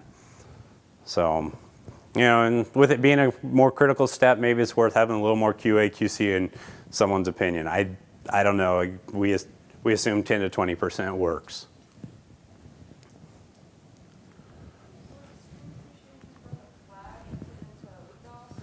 Yeah, so your streams all have stream numbers. So when they're out there, they'll hang that flag on a line, and that flag will have the stream number on it. So then when it goes back into leak DOS and it's documented out there, they'll put that stream number in with that component. So then when it goes into leak DOS, that stream will be identified with that valve. So you'll have speciation data on that stream that you can put into leak DOS at a separate time. You don't have a speciation in there? A lot of people don't. It's not a bad thing. It's just, you know, some people like to have more information in it. Anything else? Tagging, uniquely identify the piece of equipment that's in LDAR service. You just have an ID tag, some wire ties, some pliers, or if you have the isometric drawings, you go tagless. Again, I don't like that method. Some people use it. This is a typical LDAR tag. It says LDAR, it says environmental, it says do not remove. It's got a unique number on it. I like the 2 holes better than up here than the 2 holes going this way. I think it's easier to put a component or put the tag on there with the 2 holes at the top rather than centered in the middle. I've seen both ways though. And barcodes, I'm not a fan of them. I know some people who scan them every time they go out and do a monitoring event. The tag's missing, obviously they can't scan that barcode, so it can make it hard for them. Sometimes they carry around a little book that has all the barcodes in them of every tag, and they'll just scan it right there and continue on with their work. It makes for a lot more stuff. Those things also get dirty, and you can't scan them. You guys don't use barcodes. Does anyone in here use barcodes? You're looking at it? A Q code? Is that like the square ones with the... Yeah, because I can actually input more information about the specific valve, Right, brand, right. size. It holds a lot more info than just a barcode. It helps the maintenance when, facility maintenance, when they scan it. Yep. They kind of know exactly that it was what the class says. Yeah, and I've heard those things can scan if only like 10 or 15% of the barcodes actually show, or that Q code's actually showing. So they can be pretty damaged and still work. The one that we had, they're actually Stamped into it? stamped into it. Yep, I've seen those as well. But those can get painted over and stuff. Do they still read even if... Those are probably a little more expensive than one of these tags. For 100,000 pieces, they come up to like $275 a piece. A little bit more. They're probably, are they steel or aluminum? They're probably, They're actually stainless. are they? So, there's a different one. What did you say you were doing with barcodes? Yeah, we're using the barcodes, so we tagged 1 unit as kind of a pilot. Uh-huh. We did that over a year ago, and we've had great success. Have you? So we're looking at doing the whole plant. Our big driver, well, because we're going to do tagging effort, we feel like barcode, having the accountability, you know, it's one of the few technologies to where you can, you know, can't guarantee anything that's out there, but it gives you a pretty good indicator to detect what the things are there. Yep. Provided they're not carrying the books. Exactly. But the next piece is we're using the Teflon coated weak light painting on them, and literally you can just paint like slide off. Huh. Some of that technology is working around, and the readers are a lot better than they used to be. We did some testing a number of years ago, and the old scanners, and yeah, we're hit or miss. And as far as the missing tags, we use leak DOS, so you can still take a reading against it without the barcode there. Mm-hmm. It's marked in, you know, when we do a review of the database, we can see that it wasn't barcoded. Right. Barcode scanned, and then we can find out why they didn't do it. If it's a missing tag, it's another indicator. Right. And then you don't replace that with the same barcode then? You have to... We would. You would? So our process is going to be, we can use a printer to print out. Okay. We stick it on there as a temporary basis, and then we're setting up a system with a vendor where we can keep a list of them in like Excel, Mhm. export it to them, and then they'll you know, send us the Okay, that makes sense. So the kind of the same principle then of printing it out is the same thing as carrying around a sheet that has them all in there.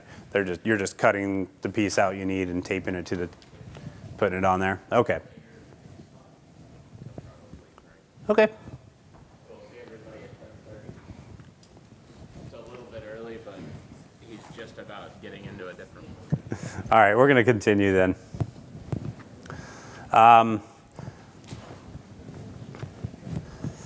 Traditional tagging, they utilize a actual physical tag out in the field, like I was saying, unique number affixed to it, and then it's on there, usually with a wire tie. You see zip ties. I've even seen some people go as far as just taking a glob of silicone and putting it on the back of it and throwing it against the valve itself. So just however you can affix it, make it easy on yourself. I was at a facility recently that they just kind of hung the tag in random spots. Be nice about it to your technicians. They're the ones probably hanging it anyway, but put it somewhere where it's convenient for them to tell where it is and find it and be able to scan it for you guys who are using barcodes, or for them who have to go out and find these things and click the button on their little handheld that they verify it's the right tag number and stuff. Because if you're spending time searching for these things, you're just wasting time. So it's another step to try and help with that kind of stuff. And then we talked about different type of tags. You got your various metals, plastics, and coatings. You said something about a Teflon coating on there that you can just wipe the paint off of it. That'd be nice, because it's no fun peeling masking tape off those things. It's also no fun scraping paint off of them. So they're coming a long way with these things. Tag placement, here we go. They can be hung in a variety of ways. Determine the most common route sequencing strategy by surveying the unit, identifying subject lines and equipment, visualizing a monitoring path through the sub areas, hang the tags in sequential order based on the path you decide upon. I touched on how LeakDOS I know does it. I don't know if, I assume Guidewire you can do it into. If you do have them out of sequence, you can always go back and do that visual step that I was telling you about. Just load them all in, do visuals on them, reroute it based on how you want. You're probably going to miss a tag or a bleeder or two.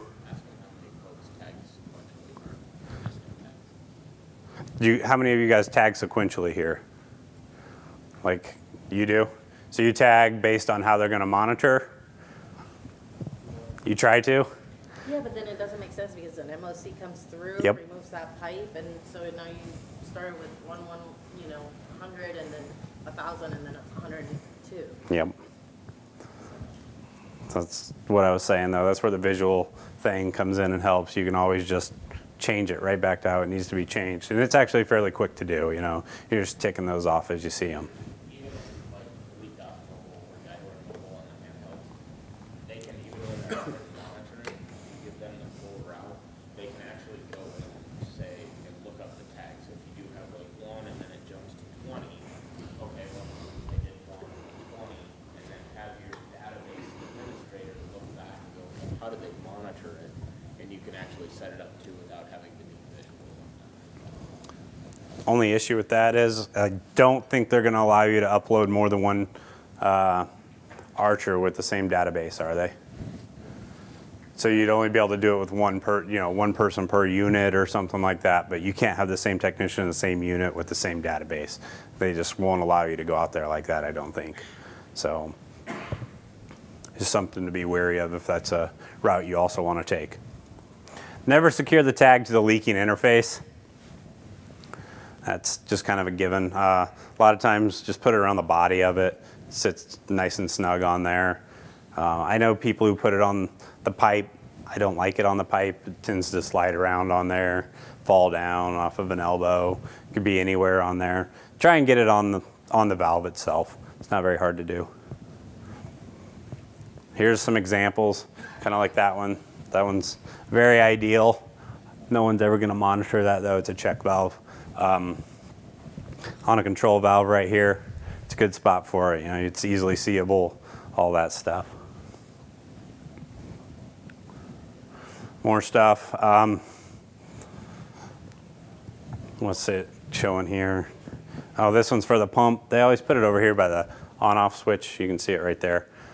These I've seen done many different ways.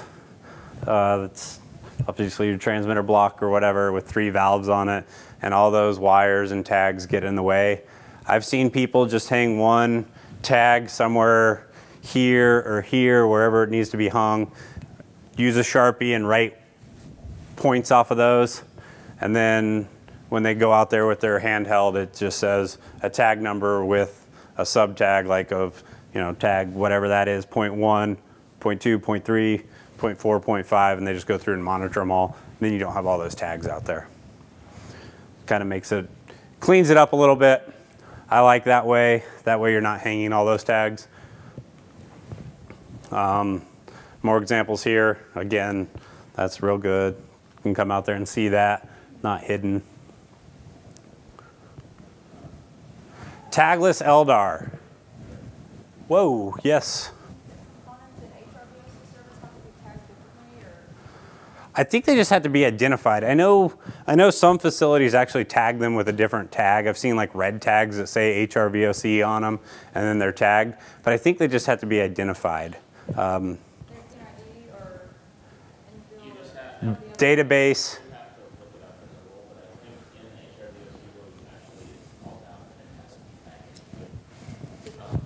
No, that it just has to be. Yes. Okay. And so some folks actually just have it in their database where you have, we were talking yesterday about rule sets or, you know, federal or states and whatnot. You click those, they just add in a certain requirement for HRVOC. You run that report, and that's how you show you're staying compliant. I know you guys hang a red colored tag, right, for HRVOC? And it's different than your normal tag that you have out there, which is, I don't know what it is, just a stainless tag or something, I think. Okay. But I know the red ones are for HRVOC at your plant, so that's another thing. You can change colors on those tags as well for easier clarification. So all these tags, you can actually do LDAR tagless. There's one LDAR company that promotes it. There's probably more. It sounds like these guys are promoting a tagless process out there just by doing it on a PNID. You can have isometric drawings, or you can actually have PNID drawings. The isometric ones are the 3D ones. I'm not a big fan of them. Some people are. Smart PNIDs don't sound as bad, especially if, you know, the way he says it really happens. You don't have to go up or down levels or anything. It's all just a smooth flowing thing. It sounds more of like an oil and gas field than it would be like a refinery or something like that. They're going to be accurate. You're going to have your tag numbers on your PNIDs. You follow your PNIDs and you'll monitor based on that. The LDAR database information is specific, consistent, and accurate for LDAR equipment. You got to make sure of all that. The reality is the plant operating environments are always going to change, and good component identification practices coupled with specific component documentation is the best way to ensure a high level of compliance. Tags in the field are a great thing too for seeing what actually needs to, if other things were installed throughout the night or something like that. Everybody has the midnight installs and stuff. Your technician should be able to go out there, monitor valve A. If you see a bleed valve coming off of it, you know, they're going to know to add that to the system. If they have a drawing out there, it may not be so prevalent to them to say, hey, this thing's not on the drawing, or, you know, something like that. And you can see that one valve doesn't have a tag and the other one does, whereas the other way you have to take a drawing out there. You can't just walk through it. CAD inventory management and smart PNIDs. Apparently there's more than one company doing it. I didn't know that or anything. Which company do you work for? What company do you work for? Central Resources. Okay. The part I should be paying attention to, right? You're all right. But, you know, business. Sorry. That's all right. Sorry I called on you while you were busy, but I just was trying to get that. And then there's another one out there. I think they're in there too. The environmental and elect people do things like this. But you take your CAD drawings, and I think they've found a way to embed all of leak DOS or guideware into the drawing itself. So the valve on your CAD drawing has a tag number associated with it. You can click on those tag numbers. You can look up all the information for that valve actually. It's all stored within the P&ID. So the database is embedded within your P&ID set. Let's see here. Improved day-to-day task, almost 50%. MOCs. From what I understand, you can actually go out there and draw on the software on some of these and show what changes were made in the field, and that can be embedded right back into your P&ID somehow. You have the software. You're working on it? It can do it? Okay. Did I miss anything else it does? Gotcha. With faster computers, like surfaces and stuff like that, you can go out there and make changes. Or what we do is just use simple iPads directly on a spreadsheet, and you can import it back into the software to automatically make the changes on the drawing. Gotcha. So, it's pretty cool. Yeah, now that they're coming out with more intrinsically safe stuff other than like the Windows mobile things, you're getting actual processing and stuff abilities on those things these days. So it's good. Tagging, let's see here. The reality is that the plant operating environments are always going to change, so good tagging practice coupled with specific component documentation is the best way to ensure a high level of compliance. That goes back into kind of what I talked about with the stainless tags versus the plastic tags and some other stuff. I was at one facility where they were always dumping acid and stuff into these lines, and dust was everywhere, and it wasn't the nicest, cleanest place in the world. But we tied some tags onto some pipes using the traditional metal tags, and those things were corroded and gone within about 3 or 4 months of hanging up there. So they're using a special type of pipe. We had to actually go to a poly, like zip tie type system to keep those things there. So just be wary of what you have out there. I don't think many of you guys have to worry too much about that, being in the industries you are. There's a good general practice out there for most of it. QA/QC of tagging. Again, have a competent individual. Seems to be the big thing there. Complete unit walkdowns and ground level pipe rack reviews. 10 to 100% QA. 100% QA is a lot, especially on big facilities. 10% QA shows issues. If you need to expand, you can. And documentation groups clusters of bundles of tags. I'm not a big fan of clustered bundles of tags. You have to monitor these components at least once. Right? A DTM is going to be monitored once. You're going to be up there. You're physically going to touch the valve at some point, unless you're going to use a scissor lift and an extension probe at the same time. Then you may not get to it. But hang the tag on the valve. You got to get to it sooner or later. Tagging key points. The most important principle is to tag in good logical route order. That's ideal. As you said, MOCs change that. Things change. There are ways of fixing it. Tagging in a numerical sequence can improve efficiency of routing, maintain an inventory, as well as completing scheduled inspections. Tag placement is critical so you don't lose them. You guys in the chemical facility, you guys are probably taking things apart a lot. So, I don't know if they're just replacing the valves or just breaking lines and then putting the same valve back in. But I know one facility I was at, they were always plugging valves. So they were having trouble hanging these things on the actual valve. They'd be replacing these things on almost a quarterly basis.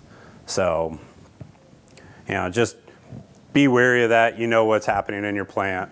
Make sure it's not going on there and they're taking it out every quarter and you got to go out and replace it. Put it somewhere it's going to stay there for the duration of the project. Documenting, recording all the information about the LDAR component.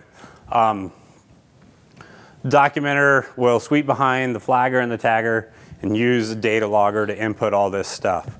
So they're going to take everything required and put it into the database. You know, you got these things. Like I said, these things have drastically been updated. You can get real sophisticated stuff out in the field these days, not just your Archer, your Symbol, or your, you know, whatever else they have, data logger. But you can actually get real computers out there that make this stuff go a little better. It's a critical step. We already knew that. Simplify the process by routing equipment inspections, streamline inventory management, and create a more efficient record keeping and reporting systems. Again, this is going to be based off the little flags that you hung in the field. That's where all their information is going to come from, except that tag number, and that's going to be done by the guy that's tagging it. Documentation can be performed in one of two ways, electric or hard copy. Even if you do it by hard copy, someone's got to go through and do it electrically later. Note that most consent decrees and some state rules require electronic data logger. So, like I said, you don't want to end up with a bunch of paper copies that you're going to have to transpose back to your database. Just busy work for someone, another step in there for someone to potentially mess it up, fat finger it into the system. So electronic documentation is ideal because it eliminates that transfer step. And typically perform it on the mobile software, the LDAR database. So like in your LeakDOS mobile or your Guidewire mobile, whichever one you're using, they have that software built into it. QA, QC of documenting. Again, you're going to use a competent person. For us, we try to use the same person for all those QA processes, so that they, you know, they've seen the first step, they've seen the second step, and they know they get to see the third step as well. We don't bring in someone different to do the QA on different steps there. Cross-reference the applicability makers to make sure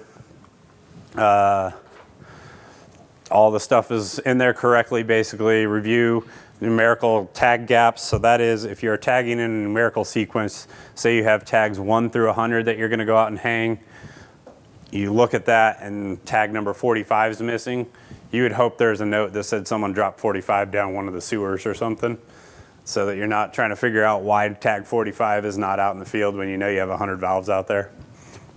It's a quick little thing you can run in Guidewire or LeakDOS. You can just pull out which tags are in it, put it in Excel, do a quick subtraction problem. It'll tell you if it's greater than 1, then you know you have a tag gap.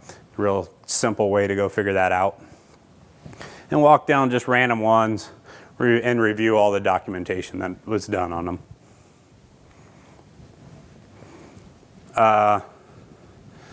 So this is just some key points on the documenting. You got your component documentation, enables LDAR personnel to uniquely identify each component. That's your tag number, that's your unique identifier hung out there in the field. Follow your documentation SOPs. You don't write them to waste time, you write them for a reason. Make sure everything that you wanted is captured. And then so there's no substitute for QA, QC or field training. Another thing, you know, the QA, QC process is important. Inventory and project management. Inventory, retag project management KPIs. Budget tracking. That's a big one. You know, you get on big projects like that, you can get lost in your budget. You don't ever want to go over budget on those. You're already in a fairly high budget situation as it is. Going over does not look good. Have schedules and deadlines. Track the performance. You know how many P&IDs should be marked up, how many flags should be hung, how many tags should be hung, and how much documentation should be done. Make sure it's on track. Keep with it. And if you fall behind a couple hundred components here, you can probably make that up. If you fall behind several thousand components, you might want to start being wary of it. Track your QA, QC process. Just make sure everything gets done the way it needs to get done. Regulatory applicability and inventory management conclusion. So in all, throughout all aspects, from applicability determination to inventory management, it is important to ensure that appropriate documentation and QA is involved early. And that goes back to the very first, well, not the very first step, you have a kickoff meeting, but after that, make sure you get your P&IDs right. Those are going to be the backbone for almost all of this. You know, they're going to go out and flag and tag based on those P&IDs that you highlighted. So get those things correct. If they're correct, everything else should fall in place. It is highly recommended to QA often and early in every process to identify and implement the best corrective actions for the task. So again, bring them out there monthly, or I don't know how long the projects take or anything like that. How long does a general retag take? Of course it does. I know, right? So bring them out at a typical schedule that you come up with. Figure you can figure that out, and always retain your records. You want database management? Let me give it to him. Does anyone have any questions about that stuff? I guess I should ask that before I left. Sweet. Here's your clicker. Awesome. I don't even know what's on these slides. So.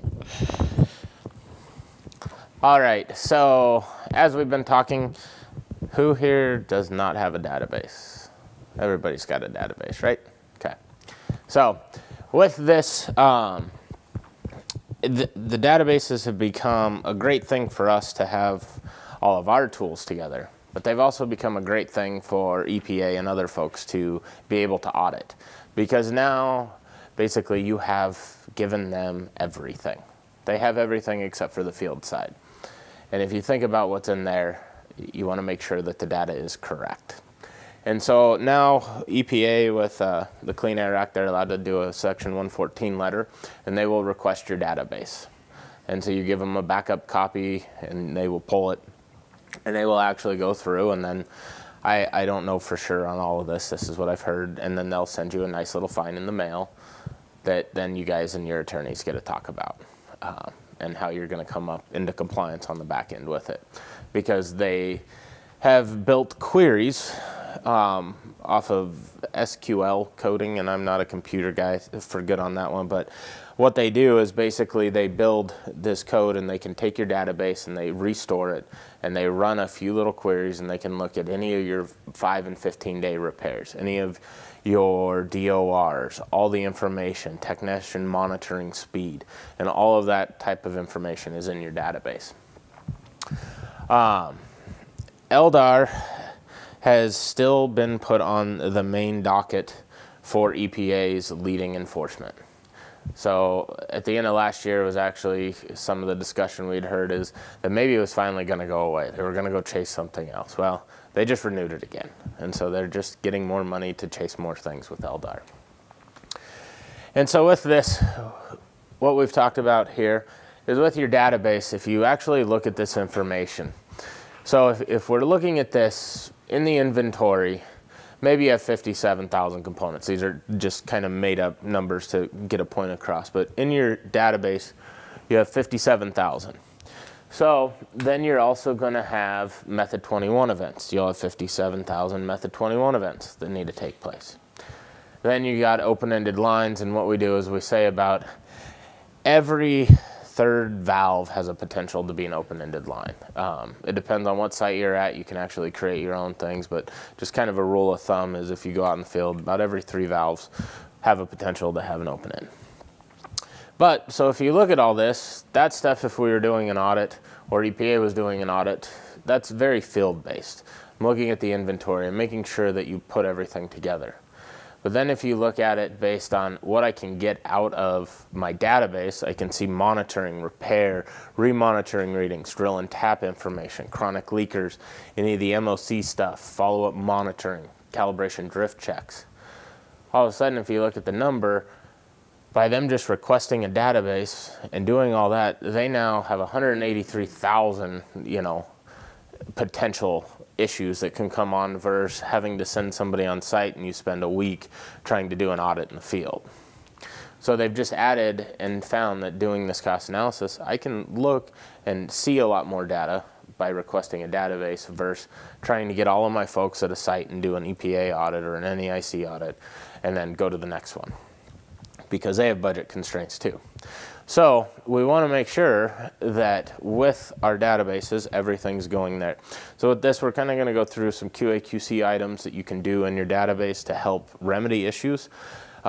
We actually have the guy that was with EPA and now is with Sage Environmental, and he's the one that you can thank for helping EPA come up with this idea. He actually wrote the tools for them to do these database audits. Well, he's also brought that over to Sage now, and we help other folks run those queries and just kind of see what's out there to catch it. But basically what he did is he came over, and then this is actually his presentation that we've drafted up since then of things that you guys can do on the front end to basically manage your compliance. So what can you do? Manage your LDAR program enforcement risk by performing detailed database QA/QC results. So with that, what have we talked about for the past 2 days? We've talked heavily on QA/QC. We've talked heavily on making sure that you have SOPs in place. We've talked heavy on all of these items. Not once have we said it's going to be easy, but the more that you do QA/QC, the better chance you're going to have of catching anything that might be a potential issue or might be something that gets you into a compliance risk. And so perform evaluation of the database setup. Review data inside and out of the record-keeping system. So like we were talking during the emissions today, we were talking that, well, they have a way that you can just go into LeakDOS or into Guidewire and you say, I want to run my emissions, and it spits out a number. Well, you should also manually be doing it to just make sure that the number is that number. Because if you type in something a little bit different, it might give you a different report than what it's actually doing. And so you could be reporting something. Make sure you look at past history from the databases. So look at stuff you've already reported on your semi-annuals and other items like that. And then if you see a huge change, because you don't want to be reporting a huge increase or a huge decrease unless that truly did happen, but everybody should be staying about the same or slowly ratcheting down emissions coming out. So you want to make sure that you're looking at any of those types of big change. Identify non-conformance patterns, correct systems, and resolve data gaps before possible inspection and EPA database request. So what we're going at here is we're talking about you want to look at these things before you even know that you're going to get this 114 request. So it might not sound important now, but you would rather pay a little bit of money and take a little bit of your time than pay a huge lot of money and then still have to do it anyways.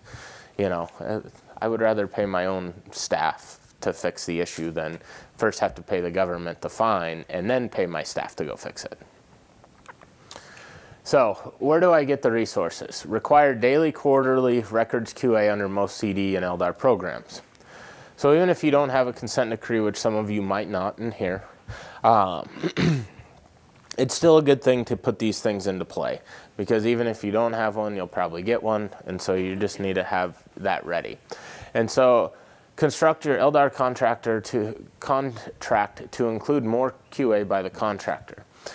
The thing here is you're already putting it out for an LDAR contractor to manage your program, to help keep you in compliance, because you guys wear many hats at the sites if you're from a site and you have to do many things. And so have your contractor help you do the QA. Have him in place do some of these items. And most contracting companies already have QA/QC procedures written in that they're actually bidding out to you, showing you, hey, I can do this. This is why I'm better, and things like that. But you want to make sure that they do it. Repair implementation review. So when you're looking through here, the big hot button item is the 5 and 15 days. You got 5 days to make your first attempt, 15 days to make your final, or then you're going to start getting in onto delay of repair. Unless you're in California, I know that they got their own fun stuff out there. But you want to be able to look through those records and basically you can do quick data pulls of what you know the technicians have sent in, because you know, a lot of you guys probably have to make like a Maximo or a work order request to go have maintenance go fix the valve when a leak comes in or stuff like that. You're going to have leak logs. You're going to have information that's already been created.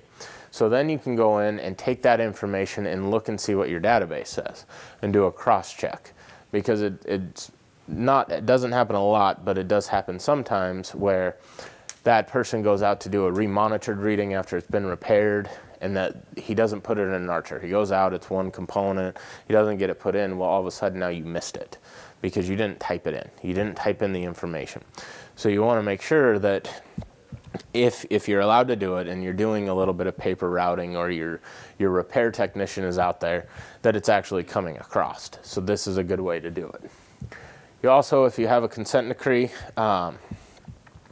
most consent decrees, and I actually believe all of them have it in there, you're allowed to say that your technicians, you're not going to allow them to touch it because it's process equipment, so they can't make repair attempts.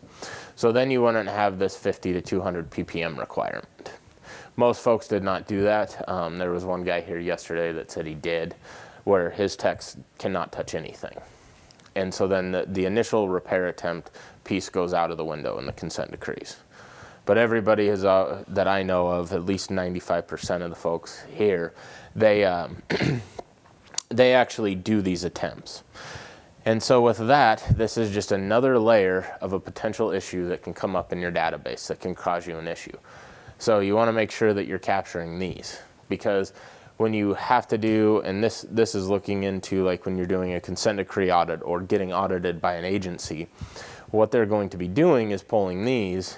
And why would you want to get another ding for just not having somebody torque the valve a little bit, or whatever repair method you have? Within this, they do call out where you can actually put in the information of, I will allow my technicians to repair gate valves and orbit valves, but my technicians cannot make a repair attempt on control valves or instrumentation valves. So maybe you guys can work it that way too, that, you know, here, I'm trying to do it, but this is what I feel is the best for my site and safety. We have folks that won't even let you touch a component at all. And so that's, I don't know if that's a good approach. It's just kind of up to you guys of what you would want. But that's where you would want to manage that, because if you don't have it in your written plan and then you start doing these database reviews, this is where you can run into some very big trouble. So first attempt at repair, we talked about that, and then making sure that, hey, if I did not get my component fixed by day 15, have I put it on delay of repair? If you haven't put it on delay of repair and it goes on day 16 or day 17, then you have a big issue. So you want to make sure that you're being proactive. And so what we try to tell folks is do a 3 and 13 day piece. Always leave yourself a few days of, oh, well, it's coming the weekend or whatnot, where you have those 2 extra days basically to make sure you get things completed. So if it is something of ordering parts, or somebody's out of town, or you have an issue going on, then you have a couple days of leniency. Primary database review areas continued. So DOR component repairs at shutdown. So with this, when you put a component on DOR, you're saying it's technically infeasible without a process unit shutdown. There's a few other ones out there, but that's the most widely used exemption, most widely used reason of why this component's going on DOR. So the really bad part is you can easily pull when you guys did process unit shutdowns and anything, because you submit them on your semi-annual reports into the government. You say, here's what went up and here's what went down and here were all my outages and all that information. Well, now I can go into the database and see if you repaired your delay of repair components. When you say that my alky was going down and I have 3 components on DOR in the alky, but then the alky came back up 6 weeks later and I still got 3 components that are on delay of repair in the alky. That's a no-no. That's another ding. So it's another place that you can check. Another one is making sure that when you put new components in, that when they get their initial monitor reading, you still have to monitor it again the next month before it can go on to a quarterly monitoring. You have to have 2 consecutive months of monitoring to prove that it's not leaking. If you're in a HON, you actually have 90 days to do this kind of stuff. But with that, you want to make sure that you're capturing those 2 days. Now, unfortunately, we can go into your database and we can actually pull when you've added a component in. You're going to have a start stamp or a life starting stamp. It depends on what you're dealing with. And in there, I can tell you that you added this component on 10/15 of 12, and it never got a monitoring reading until 10/15 of 2015. So I got 3 years of missing data. It's a big swing, but the point is I can go in and see absolutely every piece of that component's life. And so if you just put it in and I only have one monitoring history event and then it goes on to quarterly, then you're still out of compliance. You still would get dinged for this. So you want to check those. Anytime you guys have new MOCs coming in or something like that, you want to make sure that they're getting the 2 consecutive months. Not that they're going, here's one and then it jumps. And some of the databases do have an issue with that. It just depends. Everybody's computer's a little different. But we have seen where you monitor it 1 month, and then since it didn't leak, it didn't get brought into the sequence next month to come up because it's not a part of that unit system when they're making the routes for those units. And so you need to double check when you're adding in new components to make sure that you're capturing the 2 months. Yes, ma'am. How does this happen? How does this, It's called voodoo. Don't ask me. I guess, like, we have, for weekly inspections, ABOs. Mm-hmm. Some of them get, repaired within the 5 days. Some of them have to go delay of repair. Does this have to be on database, even though they're AVOs? AVOs, if you're going to fix it within 5 days, you're fine. But if you want the 15-day window, you have to go out and monitor it and show that it's below the leak definition, and you can let it leak, or if it's above, then you fix it that way. So you have 2 choices basically with an AVO. If you're gonna monitor it, you have to show the proof somewhere, so it would be in your database. But if you're not tracking that you're monitoring it and you're just repairing it, then you're meeting the rule, basically, the requirement there. But you have to do it within 5 days. My contractor told me that I didn't have to monitor them, and I've had them on delay of repair. Yeah, so in the rule, and we can walk through it and sit down one-on-one, but yeah, within there, you have 2 different choices with an AVO. Any more questions on that? Or are we good? Okay, so another area to review is looking at daily and hourly monitoring event totals. So within this, EPA's hot button items are 200 components in an hour and 500 components in a day. So anything that is outside of those windows, they flag. And you actually have to start showing proof of why your technicians can monitor that many components in a day. It's 500? In a day. But if you have connectors where you're doing connector monitoring at the same time, there's different leniencies windows. But if you're doing like connector monitoring, I could see 600 to 650 in a day. Depending on how long your day is, maybe you guys are working 410s. So then you can start seeing the range of 700 to 850 per day. It all just depends on kind of at your site. But EPA's hot button items are 200 and 500. And they'll flag it, and then you get to just try to explain it away. It's one of our things that we do in our database audits also. And Eric back here, he's had a few of those done with us, and he loves it because he's got to explain those. And how do you explain it? Well, here, look at my unit block. It's very small. I have 200 components that are 1/4 inch right here. And that's just how all my samples came in and how all my instrumentation pieces got placed. And so you can explain it away, but that's just where they're at. Like, you don't want to have those people that aren't properly conducting method 21. That's really what they're looking for. That you were going so fast, you were improperly doing method 21, so you weren't able to find the leaks. And so with that, then it brings in that concern. So just be prepared for those. You can look at it, but set it to what you believe it is. And if you guys do have a contractor, they will actually in the contract tell you basically what their averages are for what they expect their guys to be doing. Most folks that we deal with that just do valves monitoring, not a connector monitoring, they're looking right around 350 to 400 in about an 8-hour day is where most folks are sitting. Others are a little bit higher because the process units are smaller, something like that you might have, but that's basically the average we see across the country. Another one is if you have the 3% cap on any of your process units, I can pull all your DTMs and see and do a quick calculation and see if you're over 3%.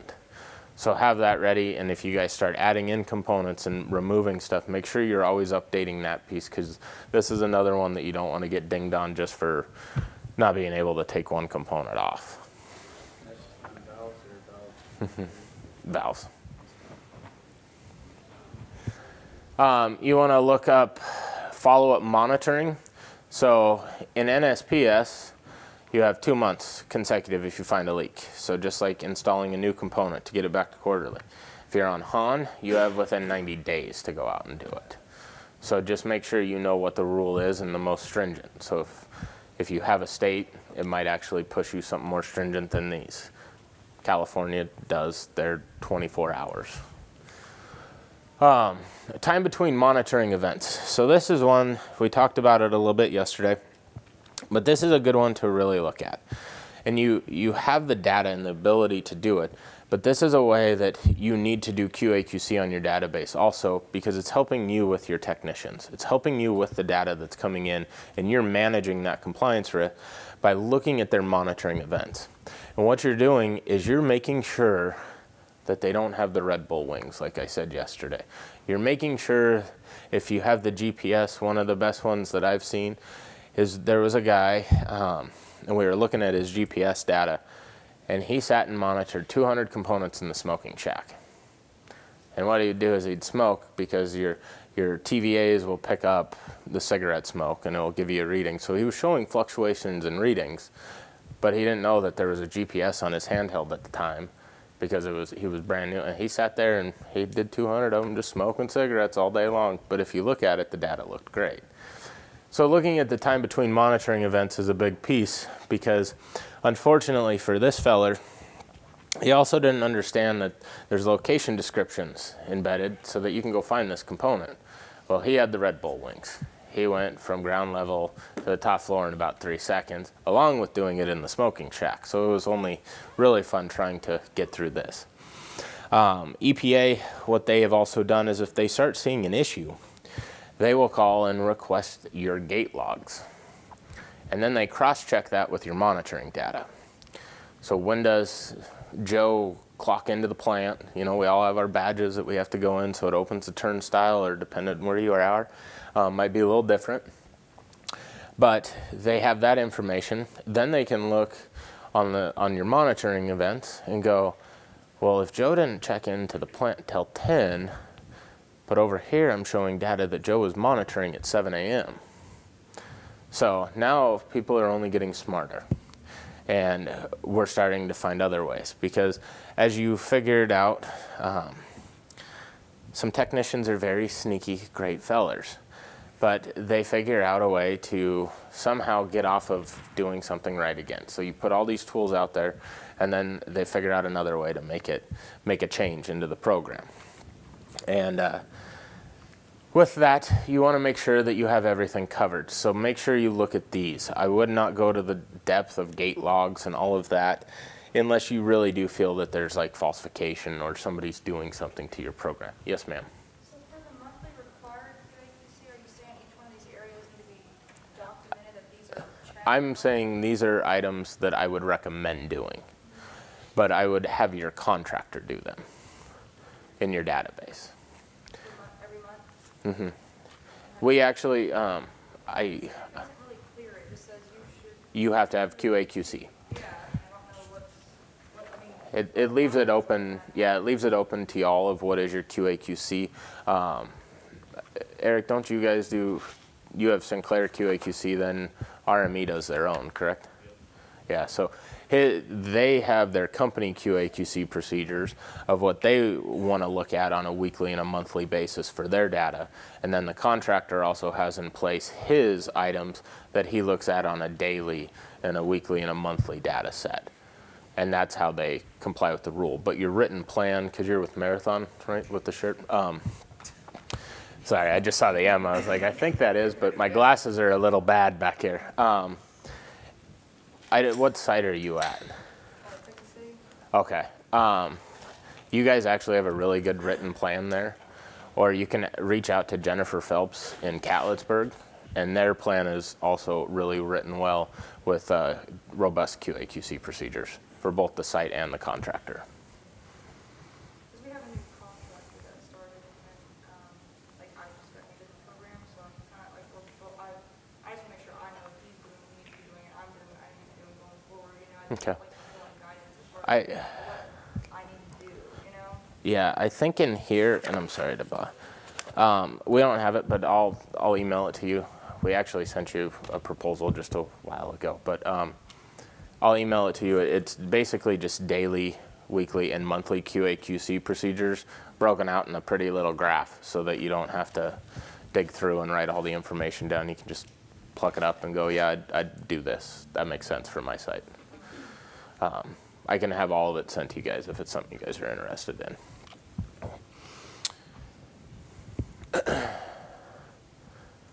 Okay, so other site-specific QA/QC, and I'll talk with you offline too. I'm sorry, I'm trying to keep everybody on track because we got a lady coming in at 1 to give you guys the last piece for this.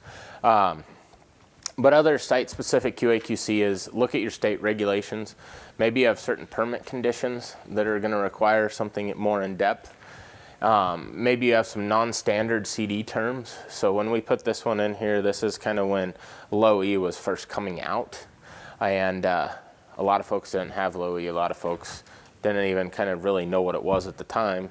But then you had the lucky few that did. So you want to make sure that you capture anything that is for your site.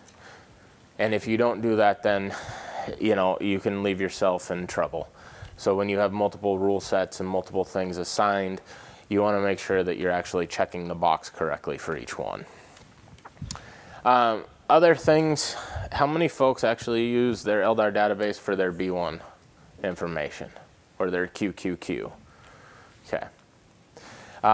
Most folks have kind of started to add it in because with the newer databases, it's easier to keep the programs apart because you can assign a specific area or make a subset of that database that says, here's my B1 program or here's my QQQ program, which all require monitoring, but it's not a part of your LDAR program. So the reason I bring this up is if you do have multiple programs in your database, you want to make sure that it's easily able to be identified away, so that if somebody does come in on audit and all of a sudden I see tag 1, but it's clicked for CD requirements and all this stuff, but it's actually a B1 component, now I'm going to be sending you guys all this information going, hey, explain to me everything about this. And you're going to have to go through and figure it out and show all that. So make sure if you do multi-managed programs in your database, multi-programs, you want to make sure that you easily distinguish them away. So we've talked about this. I'm not going to read all this, but what this is saying is basically when you get a consent decree, you shall build a QA/QC program. We're saying to y'all, even if you don't have one, put a QA/QC program together. Make sure you have a written plan and you have a QA/QC procedures. If you don't have that, it's kind of just running around without anything. BP Whiting. So my BP guy is gone. Darn it, I could pick on him this morning. BP Whiting got their second round consent decree. And in this, BP Whiting has a lovely thing of now they have to have a third party contractor come and do QA/QC on top of it. And so they have to review every MOC that came through the plant. And BP Whiting is a very huge facility if you guys have never seen it. But this is also has to be done by a contractor. So now you're just paying out more money. And what it is a very robust QA/QC, but EPA is starting to move folks into here's what I'm going to require you to do. And they also made sure that they got in this, that they have to perform walkthroughs of all of their units on an annual basis to make sure that their component inventory is up to date and perfect, along with the MLC requirements. If you ever want to see where everybody's headed, this is a very interesting consent decree to read. They also have to do a database review, which is in their CD. They also have to conduct spot checks for the LDAR program. And they have to observe each LDAR technician in the field to ensure that the monitoring is being completed properly. So how many people have monitoring technicians working for them? Okay. How many people are monitoring techs in here? Okay. So how often do people come out and watch you monitor? Once a quarter. Once a quarter? Okay. How often, if you guys have technicians, how often do you go out and actually observe your techs monitoring? Weekly? Yeah.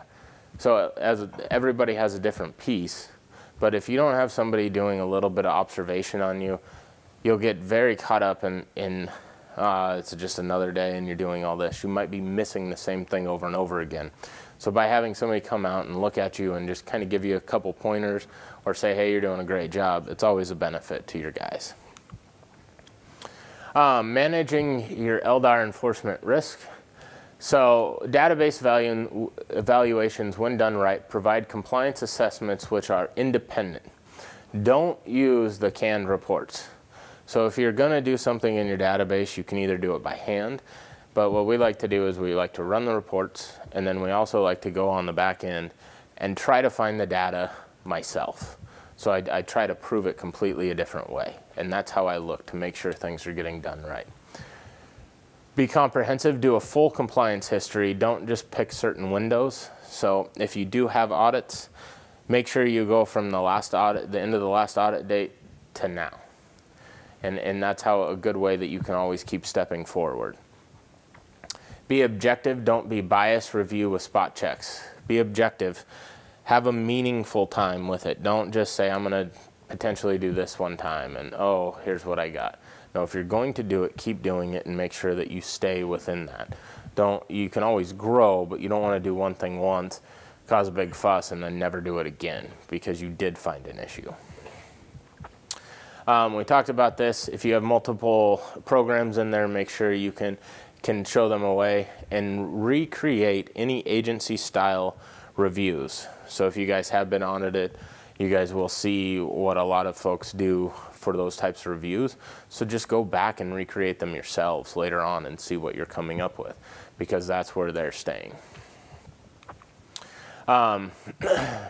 Aside from data management, the next top auditable areas are inventory and method 21, and execution and documentation, OEL and sample systems. So inventory, we've talked about it a lot. Inventory is pretty easy to audit because when I start walking around the field, your guys that are monitoring every day sometimes get blinders. And we all do it. We get so wrapped into what we're doing that we're not kind of paying attention to everything around. Well, he could miss this whole new midnight valve that wasn't put in on an MOC, which, you know, we all make mistakes and we all miss stuff. I do it still when I go in the field.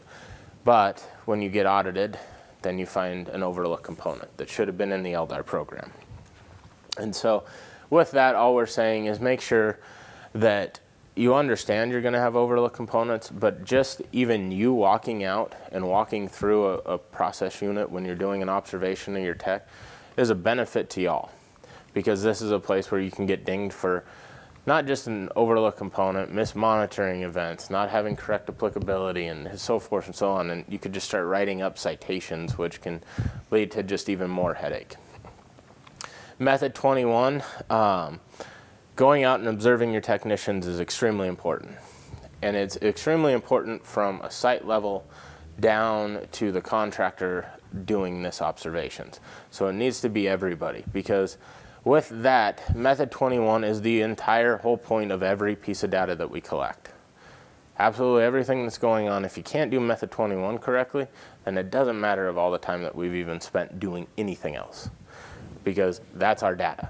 That's the whole entire point of it. And so with that, You need to understand method 21. Like we were talking yesterday, are they putting the probe at the leaking interface, or is it completely away? Are they monitoring this valve right? Start asking them questions, you know.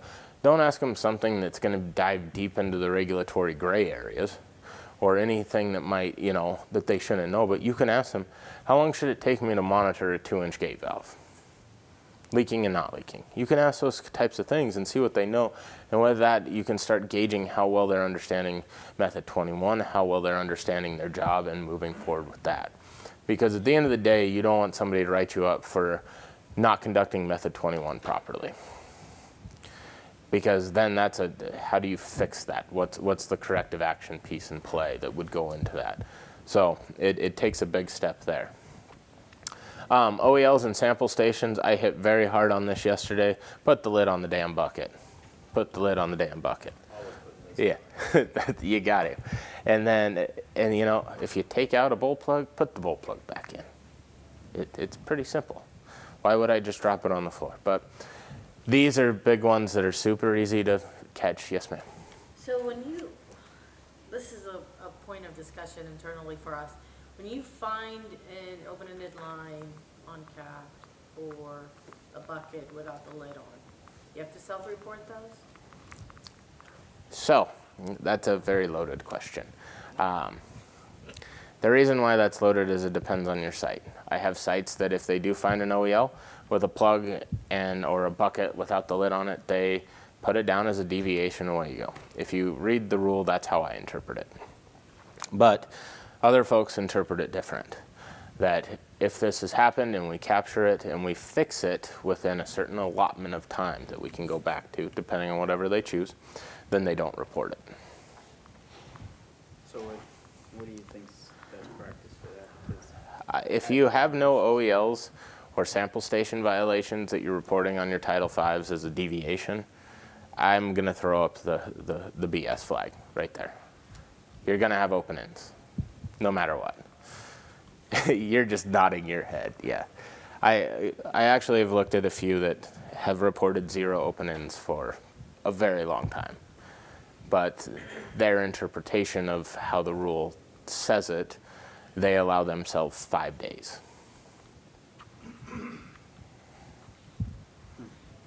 But if we took that for every interpretation, then I can say, well, I'm not going to monitor this valve right now that I know is leaking because it's leaking, so I'm going to wait 5 days until I get the snowstorm that comes in and it's going to just freeze around it and we're going to be good. It's not leaking anymore.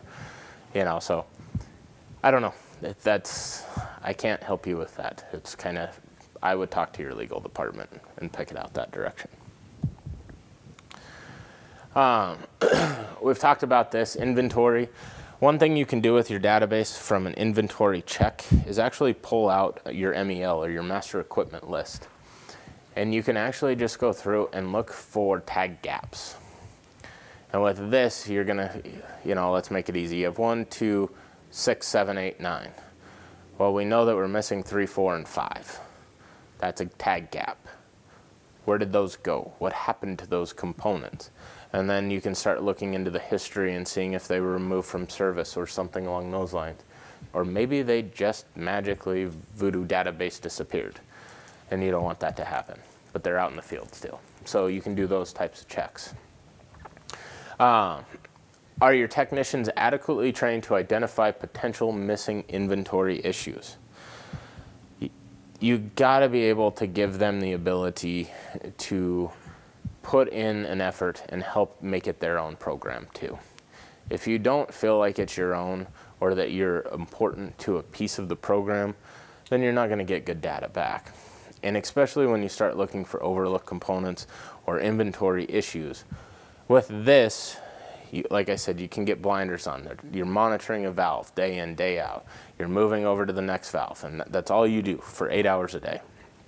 Well, it gets very mundane. It gets boring at times, especially if it's really cold and you're like shivering and you're out there and your coveralls and everything. Wyoming is the worst place to do method 21. It's so cold up there in the wintertime. But with that, if you have all those issues going on, how are you going to expect them to find inventory issues? So what I would recommend is that you have them, we have a site that actually does an all stop. And they do an all stop about every 15, 20 minutes, and just for like 10 seconds. And they all stop what they're doing. They look up, look around, then they go back to work. And it's helped them capture a ton of inventory issues because they're helping break, I've got into this mindset, I have my tunnel visual going, I'm going from 1 to 2 to 3. Now with this all stop, it breaks them away from that, and then they've actually started to capture more overlooked components. Just a thought. I look around just for safety reasons. Yeah. You know, every 5 or 6 components I'll look around. Yeah, and that's good. And then you start to know the plant. You start to know once you can't expect a brand new technician that's never been in this field to ever catch an overlooked component.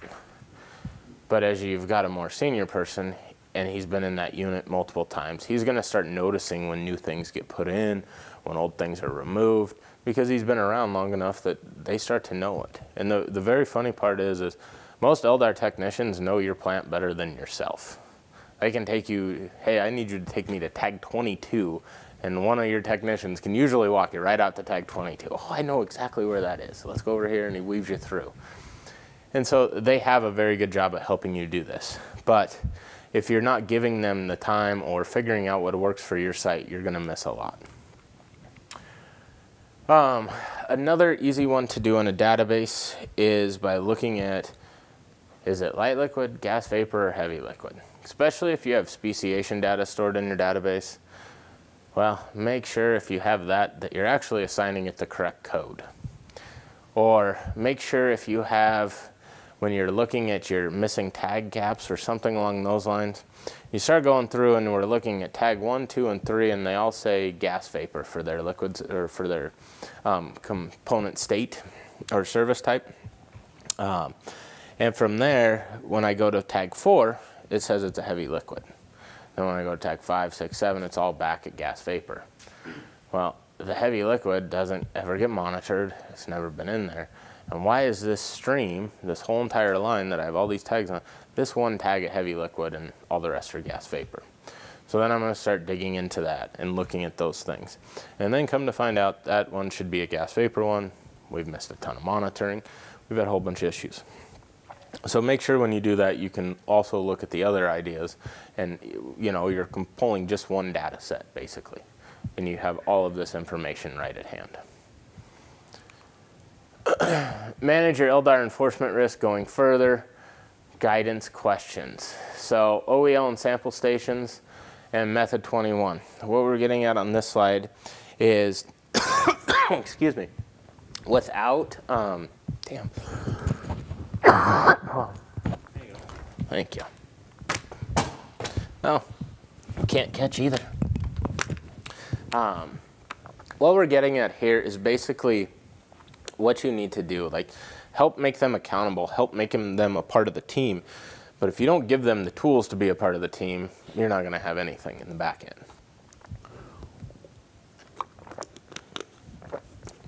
Sorry, guys. At any rate, so with this, you want to talk to them about OELs. Yes, they understand what a bulb plug is. Yes, they understand what a blind flange is. But do they truly know what a double block is? Maybe there's 2 valves, but maybe the operator's not operating in the right way, and they see that, but they don't know how to properly operate the double block system. So by giving them the tools and understanding a little bit more in depth, it would help. Or like if you're walking around and you put the lid on the bucket, put the lid on the bucket.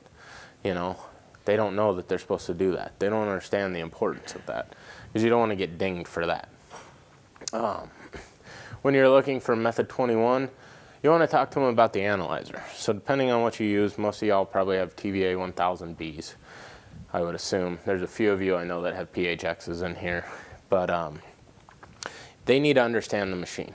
They need to know why they do things the way they do. Walk through the instrument calibration with them. Ask them questions of, why do I tell you you have to warm up your machine 30 minutes before calibrating? Well, it's actually in in the manual of the TVA that says that it has to warm up for 30 minutes before it can properly be calibrated. And as the TVAs start to get older, they take a little bit longer to warm up. So you need to be aware of all of those ideas. Make sure when they're doing their calibration records that we don't just go in and just scribble it out because we made a mistake. Or we were writing in pen and all of a sudden I was meant to write 495, but I actually wrote 695. Well, I just scribble it out and block it all in. No, just put one line through it. Make it there, because then if you have somebody coming in that's auditing and looking at these calibration records, it's going to throw up a red flag for me, and then I'm going to potentially go chase it down on a different route, trying to figure out if he actually had a blow and drift for the day and why he didn't go back out and remonitor. Work with them on pace. So we've talked a lot about method 21. We've talked a lot about that SAGE pyramid that kind of shows you scan times and what should be done. With that, if they don't know the pace, they could just be sprinting through things. They could be missing leaks. They could be going, I would rather have the tortoise than the hare, let's put it that way, for my monitoring tech. If they're going too slow, you can help coach them on how to speed up a little bit if they're hurting productivity.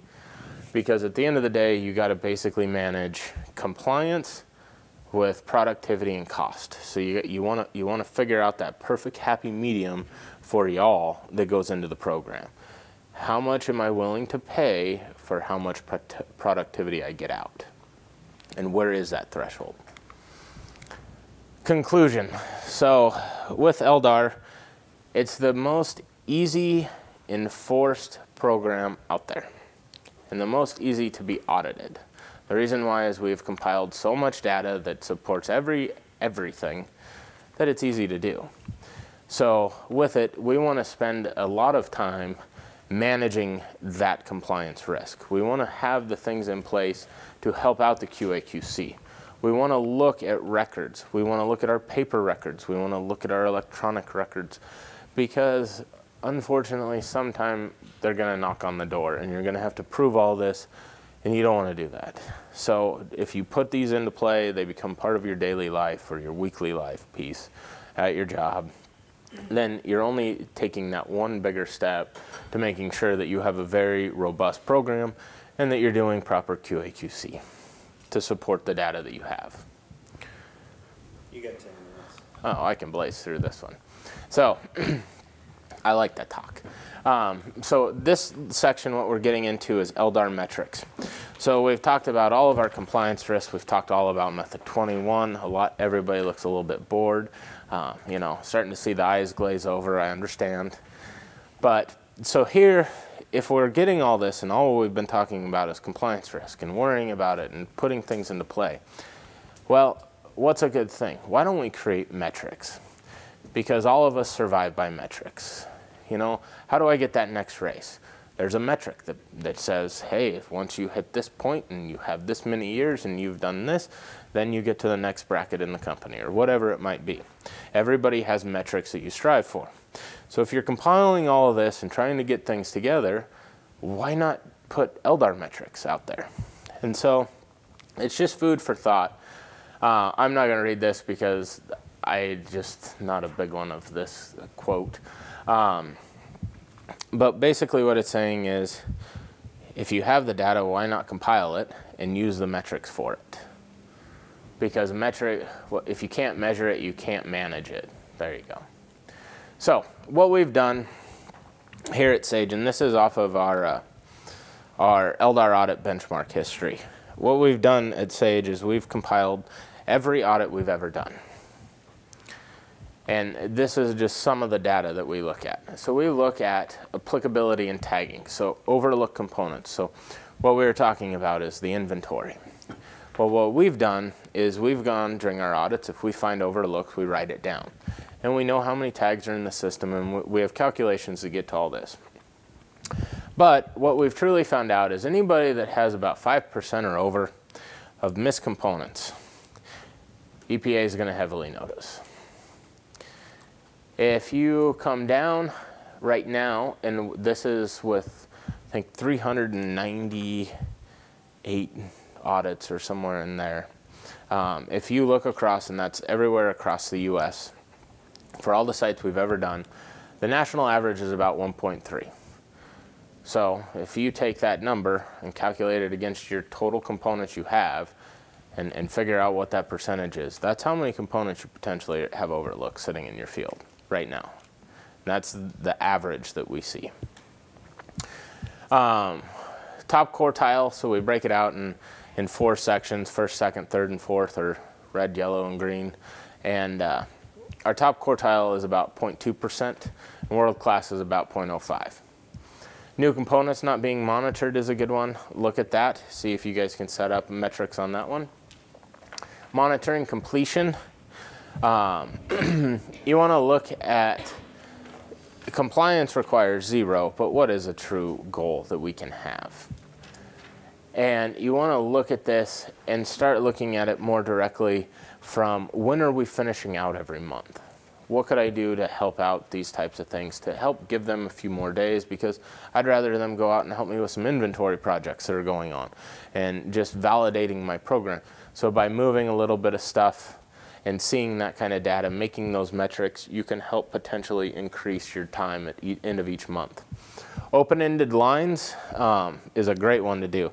So you have your technicians out there every day, have them start you know, they're going to bring it in, tell you, notify you, maybe they're not allowed to put the bowl plug in, whatnot. But you can actually take that and start benchmarking what unit is your worst actors, so then you can spend a little bit more time going out in there, or having your LDAR techs, or taking it to management so that you can say, hey, I've recorded all this data. Here, we got an issue. I don't know what to do. I need help trying to figure out how to get them to understand the OELs. Repair deadlines. So compliance requires 0, medium performance is 0. And so with this, we all make little mistakes. So have the metric of that you do want 0, but be honest with yourself, benchmark it, and start working to get you to 0 if you're not.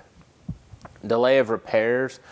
Some ideas that you can look at is percent that were put on delay of a repair inappropriately. So this is when, and a lot of folks have moved away, but when technicians had the ability just to go in and click the delay of repair.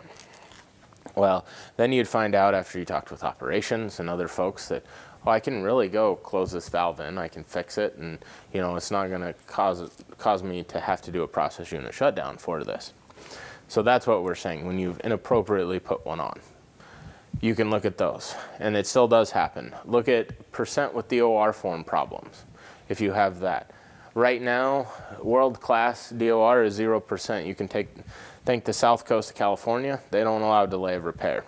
So the reason we say it's 0 is because when we do California South Coast audits, that is, I mean, they don't have it. So when you're benchmarking against everybody else in the country, it sucks, but that's the truth. If South Coast can figure out how to do it, I don't understand why nobody else is picking up on that. Like we said earlier, look at how many days it's taking you to fix your components, and try to set a window that by day 3 all of these should be fixed, and for the 15th day it should all be fixed too. These are just different sites, and I don't know if yours is in color, but you can kind of see this site actually gets everything fixed within about 3 days. They're at about 95% efficiency, and then by day 15, actually about day 12, they're 100% on their final repairs. So if you see, they do the 3 and 13 day piece. So they give themselves just a little bit of window to make sure, but they force that repair process faster. Management of change. So we've talked a lot about MOCs. You should start doing a benchmark that shows how many MOCs you guys truly missed. How many said were given to you guys, but never actually got to the LDAR group. And so you have components out there that should have been in.